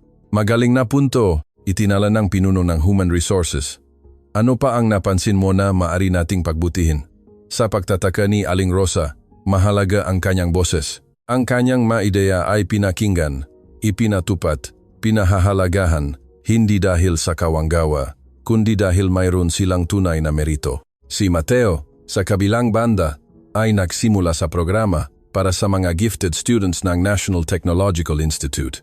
Ang unang araw ay nakakabigla. Ang ibang bata sa programa ay mula sa mayayamang pamilya, maanak ng propesor sa universidad o mga siyentipiko. Si Mateo lamang ang nakapag-aral ng advanced na matematika, habang tinutulungan ang kanyang ina sa paglilinis ng mga opisina. Hindi ako nabibilang dito. Sabi niya kay Aling Rosa ng gabing iyon na may luha ng pagkabigo. Ang ibang nga bata ay nag-usap tungkol sa mga libro na hindi ko pa nababasa, tungkol sa mga lugar na hindi ko pa napupuntahan. Umupo si Aling Rosa sa tabi niya sa kanyang bag. Mateo, sino ang nagbukas ng kahadayero na hindi kayang buksan ng mga executive na may master's degree? Ako, bulong ng bata. At sino ang nagturo sa mga mayabang na matatandang iyon tungkol sa pagpapakumbaba at dignidad? Ako. Kung gayon, nabibilang ka diyan, mayroon ka lang ibang karanasan, hindi mas mababa.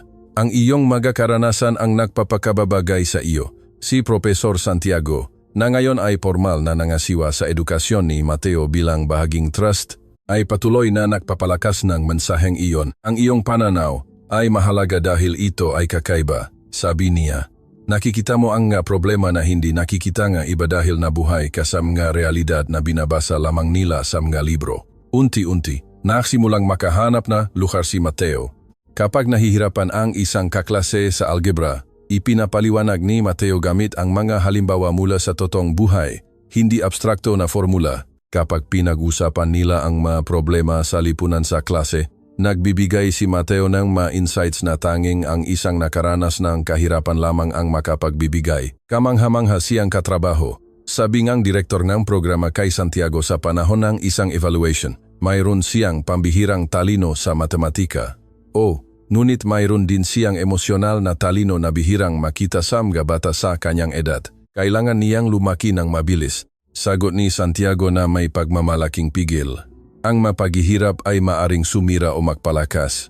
Sa kaso ni Mateo, pinalakas siya nito. Samantala, si Don Emilio ay nahaharap sa kanyang sariling pagbabago. Ang krisis sa media ay naging isang hindi inaasahang pagkakataon para sa tunay na pagbabago. Matapos tuparin ang kanyang pangako kay Mateo, sinimulan niyang suriin ang lahat ng mga kasanayan ng kanyang kumpanya ng may bagong pananaw. Magkano ang binabayaran natin sa mga empleyado sa paglilinis? Tanong niya sa isang executive meeting na ikinagulat ng lahat sa tanong.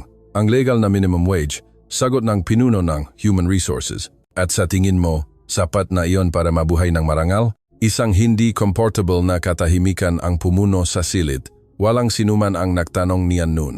Gusto kong surin ninyo ang mga sahod energy lahat energy empleyado sa basic level. Utos ni Don Emilio. Paglilinis, seguridad, maintenance, cafeteria, lahat.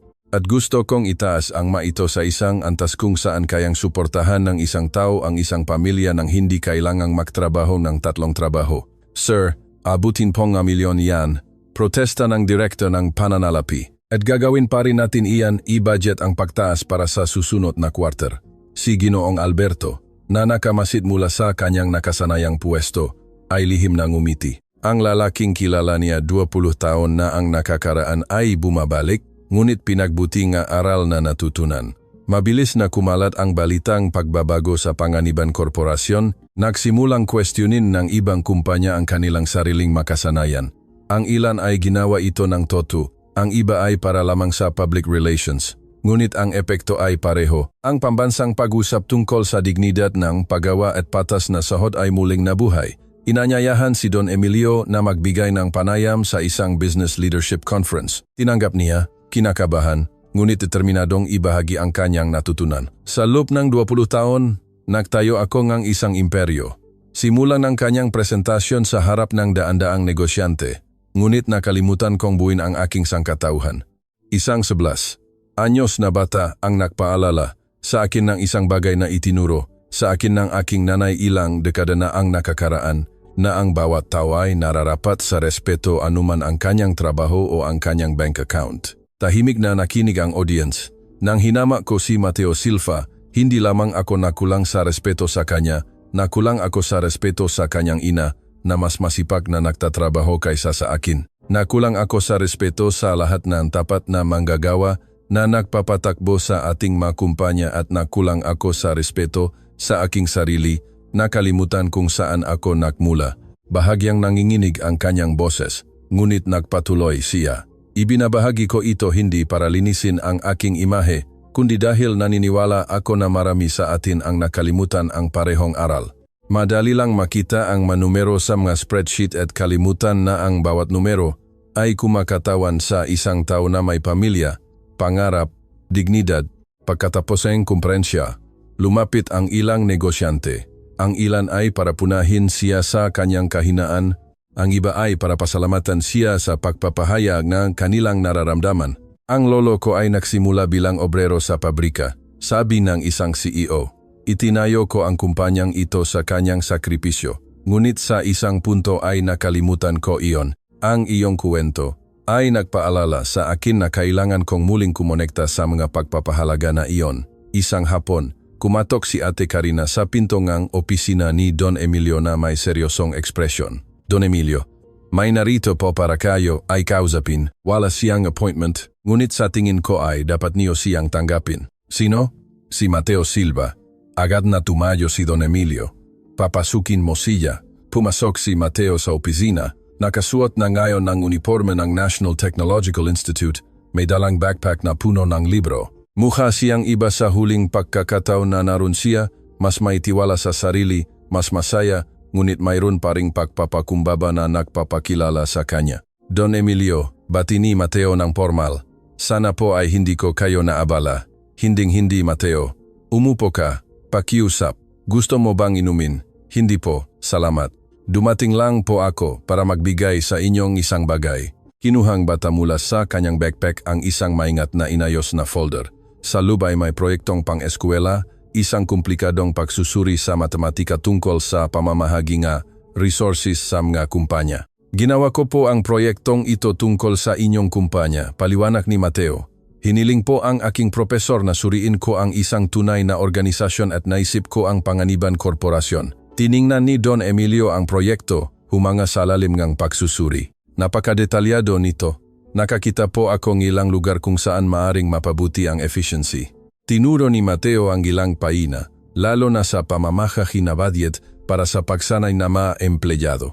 Gamit ang mga mathematical model na natutunan ko, kinalkula ko na ang pamumuhunan ng 15% pa sa pagsasanay ay maring magpatas ng productivity ng 25% sa loob ng 2 taon. Pinasa ni Don Emilio ang mga projection. Nabiyani, ang pagsusuri ay sopistikado, sinusuportahan ng matatag na datos at walang dungis na matematika. Maaari ko bang itago ito? Tanong niya. Gusto kong ipakita sa aking strategic planning team. Kaya ko po yan dinala. Ngumiti si Mateo. Naisip ko po na baka maging kapaki-pakinabang ito. Mateo, isinara ni Don Emilio ang folder, direktang nakatingin sa bata. Maaari ba akong magtanong ng personal? Siyempre, talaga mo ba akong pinatawad o sinabi mo lang na o dahil iyon ang magalang? Maingat na nagisip si Mateo bago sumagot sa maturity na patuloy na ikinagulat kamang lahat. Sa simula, hindi ko po alam kung napatawad ko na kayo. Nalilito at nasasaktan po ako. Ngunit may sinabi po sa akin ang nanay ko na mahalaga. Ano ang sinabi niya sa iyo? Na ang pagpapatawad ay hindi nangangahulugang kalimutan ang nangyari. Nangangahulugan iyon na pumili na huwag hayaan na maging mapait ka. Sinaktan niyo po ako. Ngunit tinupad niyo rin ang inyong salita at sinisikap ninyong maging mas mabuti. Iyan ay nararapat sa pagkilala. Mas matalino ka sa karamihan ng mga matatanda na kilala ko. Natuto lang po ako mula sa mabubuting tao. Nakibit balikat si Mateo. Ang nanay ko, ang tatay ko, si Profesor Santiago, tinuruan po nila ako na lahat tayo ay nagkakamali. Ang mahalaga ay kung paano tayo tutugon pagkatapos. Naramdaman ni Don Emilio ang pamilyar na kagat ng luha, ngunit hindi na siya nahihiya. Salamat Mateo, sa pagbibigay sa akin ng pangalawang pagkakataon upang gawin ang tama. Salamat din po sa inyo sa pagtanggap nito. Nang umalis si Mateo, nanatili si Don Emilio na nakatingin sa proyekto sa kanyang mesa. Isang 11 anyos na bata ang gumawang pagsusuri na kahiligan ng mga consultant na kumikita ng milyon-milyon. Ngunit higit pa rito, ang batang iyon ang nagturo sa kanyang isang bagay na walang konsultan ang makakagawa, na ang tunay na pamumuno ay hindi nagmumula sa autoridad, kundi sa karakter. Ang kwento ay malayo pa sa pagtatapos, ngunit binago na nito ang mabuhay sa paraan na walang sinuman ang nakahula. Ang mabuwan ay unti-unting nagpabago hindi lamang sa mga taong direktang kasama, kundi sa buong komunidad. Ang kwento ni Mateo at Don Emilio ay naging isang bagay na mas malaki pa sa kanila, isang simbolo na posible ang tunay na pagbabago. Ang programa ng kapakanan na tinulungan ni Aling Rosa na idisenyo ay naging modelo para sa ibang mga kumpanya. Sumulat ang mga business magazine ng maartikulo tungkol sa Mateo Effect, gaya ng tawag sa kanila. Ang ideya na ang pagtrato sa mga empleyado ng may dignidad ay hindi lamang moral na tama, kundi matalino rin sa ekonomiya. Bumaba ang turnover rates NG 40%. Ipinakita ni Ginong Alberto kay Don Emilio ang quarterly reports. Tumaas ang productivity. At tingnan mo ito, nag-triple ang mga job applications. Gusto ng mga tao na magtrabaho sa isang kumpanya na nagpapahalaga sa kanila. Lahat salamat sa isang bata na nagturo sa akin ng aking nakalimutan, sagot ni Don Emilio, nakatingin sa bintana patungo sa lungsod na minsang pinamahalaan niya ng may kayabangan at ngayon ay sinusubukang paglingkuran ng may pagpapakumbaba. Sa National Technological Institute, hindi lamang lumalabas si Mateo sa akademiko, kundi naging mentor din siya ng ibang mga estudyante. Nang dumating ang isang bagong estudyante, isang mahiyain na bata mula sa isang mahirap na pamilya, si Mateo ang unang lumapit. Ito ba ang unang araw mo? Tanong niya ng may tunay na kabaitan. Nerbiyos na tumango ang bata. Hindi ko alam kung dapat ako rito. Mukhang ang talino ng lahat. Umupo si Mateo sa tabi niya. Alam mo ba ang natutunan ko? Na ang pagiging matalino ay walang kinalaman sa kung saan ka nagmula. May kinalaman ito sa hindi kailanman pagtigil sa pag-aaral. Talaga po, bukod pa rito, lahat dito ay nag-aaral. Walang sinuman ang ipinangana na alam ang differential equations. Pinagmamasdan ni Profesor Santiago ang eksena mula sa pinto NG kanyang opisina na may ngiti NG pagmamalaki. Hindi lamang napalago ni Mateo ang kanyang pambihirang talento sa matematika, kundi napanatili rin niya ang pagpapakumbaba at empatiya na nagpapakababagay sa kanya. Sa panahon ng isang seremonya sa paralan kung saan nakatanggap si Mateo ng pakilala para sa kahusayan sa akademiko, humingi siya ng pahintulot na magsalita. Sa auditorium na puno ng mga estudyante, magulang at profesor, tumayo ang 11 anyos na bata sa harap ngang mikropono. Mahalaga sa akin ang parangal na ito. Simula niya sa matatag na boses sa kabilang ang kaba. Ngunit hindi sa mga dahilan na iniisip ng lahat, naging tahimik ang auditorium. Hindi ito mahalaga dahil nagpapakita ito na matalino ako. Mahalaga ito dahil nagpapakita ito na kung saan ka nakmula ay hindi nagdedetermina kung saan ka makakarating. Tiningnan ni Mateo ang kanyang magulang sa audience. May luha na umagos sa pisngi ni Aling Rosa, hawa ni Mang Carlos ang kanyang kamay, nakatayo ng walang tungkot sa unang pagkakataon sa isang seremonya sa paralan. Dati, naglilinis ang nanay kong sahig para ako ay makakain. Nagtitinda ang tatay ko kundi sa traffic light para bumili ngamot at tinutulungan ko sila dahil iyan ang ginagawa ng mga pamilya. Sumusuporta sa isa't isa. Ilang magulang sa audience ang nagtinginan, ang ilan ay may hindi komportableng ekspresyon habang naalala ang kanilang sariling mga preconceptions. May nang humiliate sa akin dahil doon, patuloy ni Mateo ng walang kapaitan, tanging may katapatan. Pinaliit niya ako dahil takpi-takpi ang aking damit at marumi ang aking makamay sa paglilinis. Ngunit ang karanasang iyon ang nagturo sa akin ng isang mahalagang bagay. Ano ang itinuro niya sa iyo? Tanong ng isang bata mula sa audience. Sinira ang protokol, ngunit ipinapahayag ang gustong malaman ng lahat. Itinuro niya sa akin na ang dignidad ay hindi nakmumula sa labas, nakmumula ito sa loob. Palaging may dignidad ang nanay ko. Mahing nang nakaluhod siya naglilinis, palaging may dignidad ang tatay ko, kahit na nilalampasan siya ng tao nang hindi siya nakikita. At palagi akong may halaga, kahit na hindi nakikita ang iba. Sumabog ang auditorium sa palakpakan. Hindi ito ang magalang na palakpak na seremonya sa paralan, kundi isang bagay na mas malalim, ang pagkilala sa isang katotohanan na umalingaw-ngaw sa lahat. Nang bumaba si Mateo mula sa entablado, sinalubong siya ang direktor ng institute. Iyan ang pinakaimpaktong talumpati na narinig ko sa 30 taon ng edukasyon. Sabi niya na may nagniningning na mga mata. Mari ko ba itong ibahagi sa ating mga opisyal na channel? Kung ipinapangako ninyo na ang mensahe ay abot sa ibang mga bata na nag-iisip na hindi sila sapat, sagot ni Mateo. Ipinapangako ko. Muling naging viral ang video ng talumpati ni Mateo. Sa pagkakataong ito ay saganap na magkaibang dahilan kaysa sa una.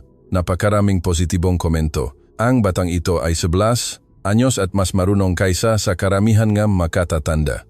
Sina Aling Rosa at Mang Carlos ay nagpalaking ang isang pambihirang tao. Umiyak ako nang magsalita siya tungkol sa dignidad. Ang aking ina ay naglilinis din nga bahay. Kailangan natin ng mas maraming kwentong tulad nito sa mundo. Nakita ni Don Emilio ang video sa kanyang opisina.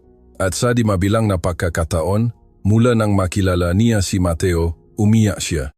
Ngunit ang ito ay iba't ibang luha, hindi nga kahihiyan o pagsisisi, kundi nga malalim na pasasalamat sa pagkakaroon nga pagkataong matuto mula sa isang taong napaka-espesyal. Pumasok si Ate Karina sa kanyang opisina at nakita siyang pinupunasan ang kanyang gamata. Nakita mo ang video ni Mateo? Nakita ko. Pambihira ang batang iyon. Oo, at sa isang bahagi, pambihira siya dahil binigyan mo siya nga pagkakataong lumiwanag. Hindi pagwawasto ni Don Emilio. Halos sirain ko ang pagkakataong iyon. Ang kanyang ina, ang kanyang ama, si Professor Santiago, at higit sa lahat ang kanyang sariling karakter, ang nakpalabas sa kanya. Nakaroon lamang ako nga swerte na turuan niya ako nga isang bagay sa proseso, ngunit natuto at nagbago ka. Mahalaga rin iyan. Nag-isip si Don Emilio sandali. Ate Karina, gusto ko pang gumawa ngang iba. Ano? Gusto kong magtatag ngang isang pundasyon para sa mga batang tulad ni Mateo. Mga bata na may pambihirang talento, ngunit walang resources. Ayaw kong may iba pang maghintay na ang isang arogante na negosyante ay gumawa ng malupit na pustahan upang makaroon ng kanilang pagkakataon. Ngumiti ng malawak si Ate Karina. Kamangha-mangha iyan. Ano ang itatawag mo rito? Pundasyon ng dignidad. Dahil iyan ang natutunan ko, na lahat ay nararapat sa pagkakataong paunlarin ang kanilang potensyal ng may dignidad. Isang espesyal na hapon, inanyayahan ni Don Emilio ang pamilyang Silva sa kanyang opisina para sa isang pagpupulong, ngunit nang dumating sila, nakita nila ang conference room na puno nga tao, si Ginong Alberto, si Ate Karina, si Professor Santiago, ma-empleyado ng kumpanya, maging ilang reporter. Anong nangyayari? Tanong ni Aling Rosa nang nalilito. Gusto kong narito kayong lahat para sa anunsyo na ito. Paliwanag ni Don Emilio. Dahil lahat kayo ay bahagi ng pagbabagong ito. Pinindot niya ang isang button sa remote control at lumito ang isang presentasyon sa malaking screen. Pundasyon NG Dignidad. Basa ang pamagat. Sa suporta ni Professor Santiago at pangangasiwa ni Ginoong Alberto, nagtayo kami ng isang edukasyonal na pundasyon. Nagsimulang magpaliwanag si Don Emilio.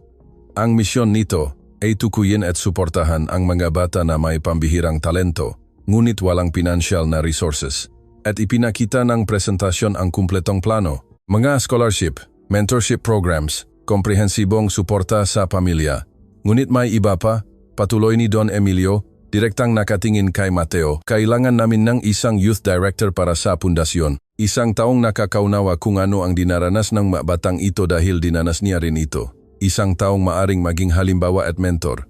Youth Director, tanong ni Mateo nang nalilito. Ikaw, Mateo, gusto naming ikaw ang maging mukha ng pundasyong ito na ikwento ang iyong kwento, na tulungan kaming tukuyin ang ibang matatalinong bata na ipakita sa kanila na posible ang pagbabago. Tiningnan ni Mateo ang kanyang nga magulang humihingi nga gabay. Hawa ni Aling Rosa ang kanyang makamay sa kanyang bibig. Umiyak na naman. Matigas na tumango si Mang Carlos. Malayang umaagos ang kanyang sariling luha. Ngunit 11 anyos pa lang po ako, itinuro ni Mateo ang halata. At iyan ang eksaktong nagpapahalaga sa iyong pananaw. Nakialam si Profesor Santiago. Ang mga bata ay magtitiwala sa iyo sa paraan na hindi nila kailanman pagtitiwalaan ang mga matatanda. Hindi mo kailangang magpasya ngayon, idinagdag ni Don Emilio. Kumuha kang oras na kailangan mo. Ngunit gusto kong malaman mo na binagonan ng iyong kwento ang maraming buhay. Isipin mo kung gaano pa karami ang maaari mong maapektuhan. Nang gabing iyon, sa kanilang apartment, na hindi na maliit o desperado, kundi mainit at puno ng pag-asa, makasama ang pamilyang Silva na nakaupo sa sala. Ano ang iniisip mo, anak? Tanong ni Mang Carlos kay Mateo. Iniisip ko po na malaking responsibilidad iyan, umamin si Mateo. Ngunit iniisip ko rin ang lahat ng mga bata na nasa kalagayan ko. Naglilinis kasama ng kanilang mananay, nakakaramdam ng pagiging invisible, naniniwala na hindi sila sapat. At ano ang gusto mong sabihin sa kanila? Malumanay na tanong ni Aling Rosa, na sapat sila, na ang kanilang halaga ay hindi nakadepende sa kanilang damit o pera, na ang katalinuhan at talento ay maaring nasa saan man, maging sa mga lugar na hindi, iniisip ng mga tao na hanapin. Niyakap ni Mang Carlos ang kanyang anak. Kung gayon, alam mo na ang iyong sagot. Opo, gusto ko po itong gawin. Gusto kong tumulong. Ang opisyal na paglulunsad ng Pundasyon ng Dignidad ay isang kaganapan na nakakuha ng pambansang atensyon. Puno ang bulwagan ng nga negosyante, edukador, lider ng komunidad at media. Ngunit ang pinakaimpaktong sandali ay dumating nang umakyat si Mateo sa podium. Ang pangalan ko po ay Mateo Silva, simula niya. Ang kanyang boses ay pinalakas ng mga mikropono, ngunit ang kanyang mensahe ay pinalakas ng pagiging toto at ilang buwan na ang nakakaraan ay naglilinis ako ng sahig sa isang corporate building. Ikinuwento niya ang kanyang kuwento ng walang hindi kinakailangang drama, tanging may purong katapatan. Nagsalita siya tungkol sa kanyang ina na walang tigil na nagtatrabaho, ang kanyang ama na nagtitinda ng kendi sa kabila ng sakit, ang kanyang sariling pakikibaka upang manatili ang pag-asa ng tila imposible ang lahat. May nanghimilyate po sa akin, sabi niya nang hindi direktang pinangalanan si Don Emilio. Ngunit ang kahihiyan na iyon ay naging oportunidad, hindi dahil maganda ang kahihiyan, kundi dahil maaring pumili ang mga tao na matuto at magbago. Si Don Emilio, na nakaupo sa unang hilera, ay naramdaman ang bawat salita. Bilang paalala kung gaano kalayo na ang kanyang narating at kung gaano pa kalayo ang kailangan niyang marating. Umiral ang pundasyong ito upang ang ibang mga bata ay hindi na kailangang maghintay ng kahihiyan upang makakuha ng kanilang pagkakataon, patuloy ni Mateo. Umiral ito upang sabihin sa kanila na mahalaga ang kanilang talento, mahalaga ang kanilang kinabukasan, mahalaga sila. Naging bingi ang palakpakan. Ngunit mas mahalaga kaysa sa palakpakan ay ang mga luha sa mukhang nga inang naglilinis ngang bahay. Mga amang nagtatrabaho sa konstruksyon, mga bata na nakikita ang kanilang sarili sa kwento ni Mateo. Pagkatapos ng kaganapan, isang babae ang lumapit ng mahiyain kay Aling Rosa. Aling Rosa, naglilinis din po ako ng bahay. 10 anyos po ang aking anak at napakahusay niya sa manumero. Talaga po ba? Matutulungan siya neka pundasyong ito. Kinuha ni Aling Rosa ang makamay ng babae. Opo, talagang makatulong. Ibigay niyo ang kanyang impormasyon. Ako mismo ang magsisiguro na masusuri siya dahil tinanggap ni Aling Rosa ang isa pang papel sa pundasyon. Tagapag-ugnay ng community outreach. Sino pa ba ang mas mahusay kaysa sa isang nabuhay sa realidad na iyon upang kumonekta sa mga pamilyang kasalukuyang nararanasan ito? Isang tahimik na hapon, nakita muli sina Mateo at Don Emilio sa opisina kung saan nagsimula ang lahat. Naroon pa rin ang kahadeyero, ngayon ay walang laman, ngunit itinago bilang paalala. Alam mo ba kung ano ang pinaka-ironic sa lahat? Tanong ni Don Emilio kay Mateo. Ano po? Na nag-apostahan ako ngang 100 milyong piso. Iniisip na imposibleng matatalo ka. Nawala ko ang 100 milyong iyon, ngunit nagwagi ako ngang isang bagay na mas mahalaga pa. Ano po ang napanalunan ninyo? Nabawi ko ang aking sangkatauhan. Nakuha ko ang respeto ng aking mga empleyado.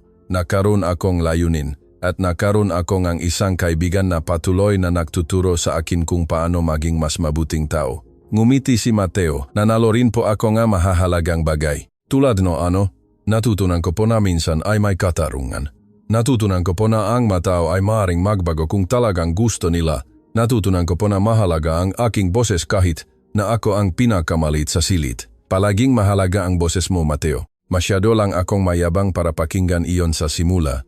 Nananatili silang comfortable na tahimik sandali, nakatingin sa bintana patungo sa lungsod na lumalawak sa ibaba. Don Emilio, sinira ni Mateo ang katahimikan. Mayroon po akong isang bagay na hindi ko kailanman naitanong sa inyo. Ano po ang mangyayari kung hindi ko po nabuksan ang kahadayero? Talaga po bang ipapahiya ninyo ako ng higit pa? Bumuntong hininga ng malalim si Don Emilio. Sa totoo lang, hindi ko alam. Ang taong ako noon, marahil ngunit masaya ako na hindi ko na kailangang malaman dahil sa pagkawalang ang pustahan na iyon, nakaroon ako ng pagkataong maging mas mabuting tao. Lahat tayo ay nararapat sa pangalawang pagkakataon. Sabi ni Mateo na may karunungan na taliwas sa kanyang 11 taon. At salamat sa pagbibigay sa akin nga aking sarili.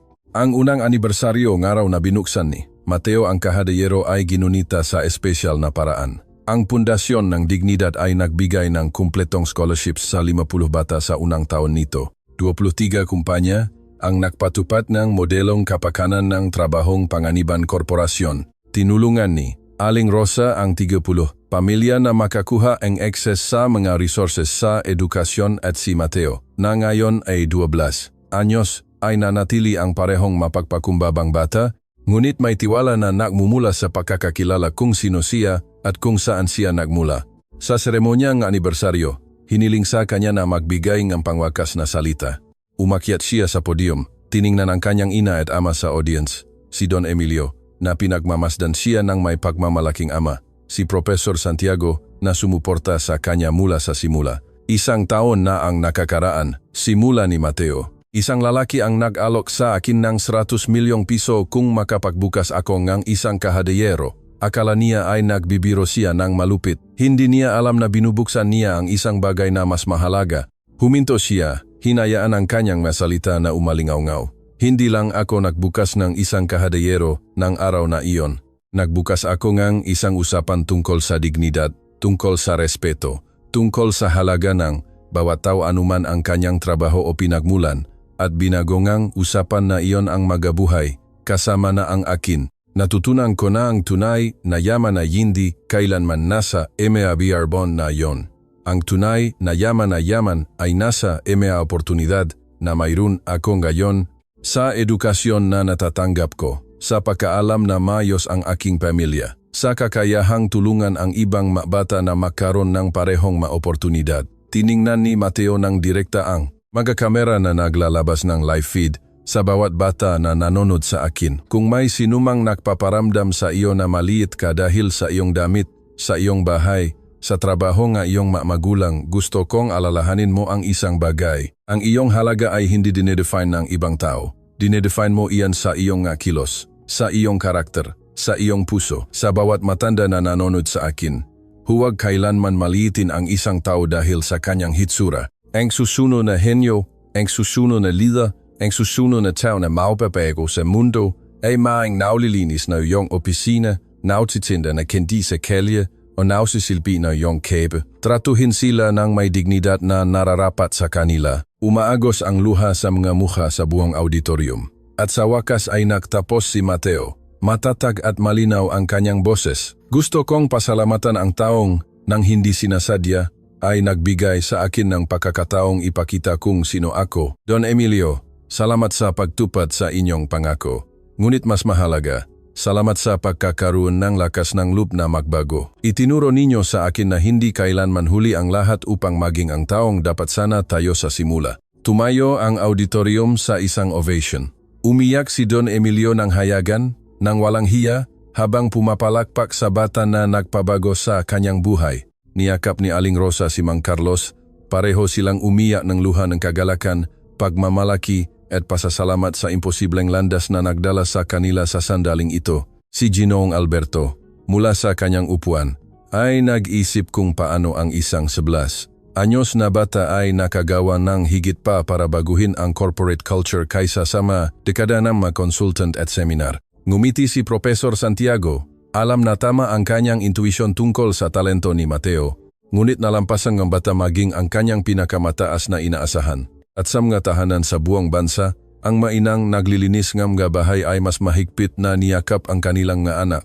Ang mga amang nagtatrabaho sa mga trabahong mababa ay mas umupo ng tuwid. Ang mga bata na nakakaramdam ng pagiging invisible ay nagsisimulang maniwala na marahil, baka, mayroon din silang halaga. Dahil kung ang isang batang walang sapin sa paa na may takpi-takping damit ay makapagbukas ng kahadiyero na tinalo ang mga executive, kung makakapagturo siya ng pagpapakumbaba sa isang milyonaryo, kung makakapagbago siya ng pambansang usapan tungkol sa dignidad at respeto, kung gayon posible ang anumang bagay.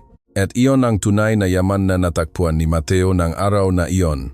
Hindi 100 milyong piso, kundi ang pag-unawa na mahalaga ang kanyang boses, may kapangyarihan ang kanyang kuwento, at may kaibahan ang kanyang pagiral sa mundo. Ang kahadiyero ay simula pa lamang. Ang tunay na yaman ay ang pagbabagong idinulot nito sa mga puso, isip at buhay.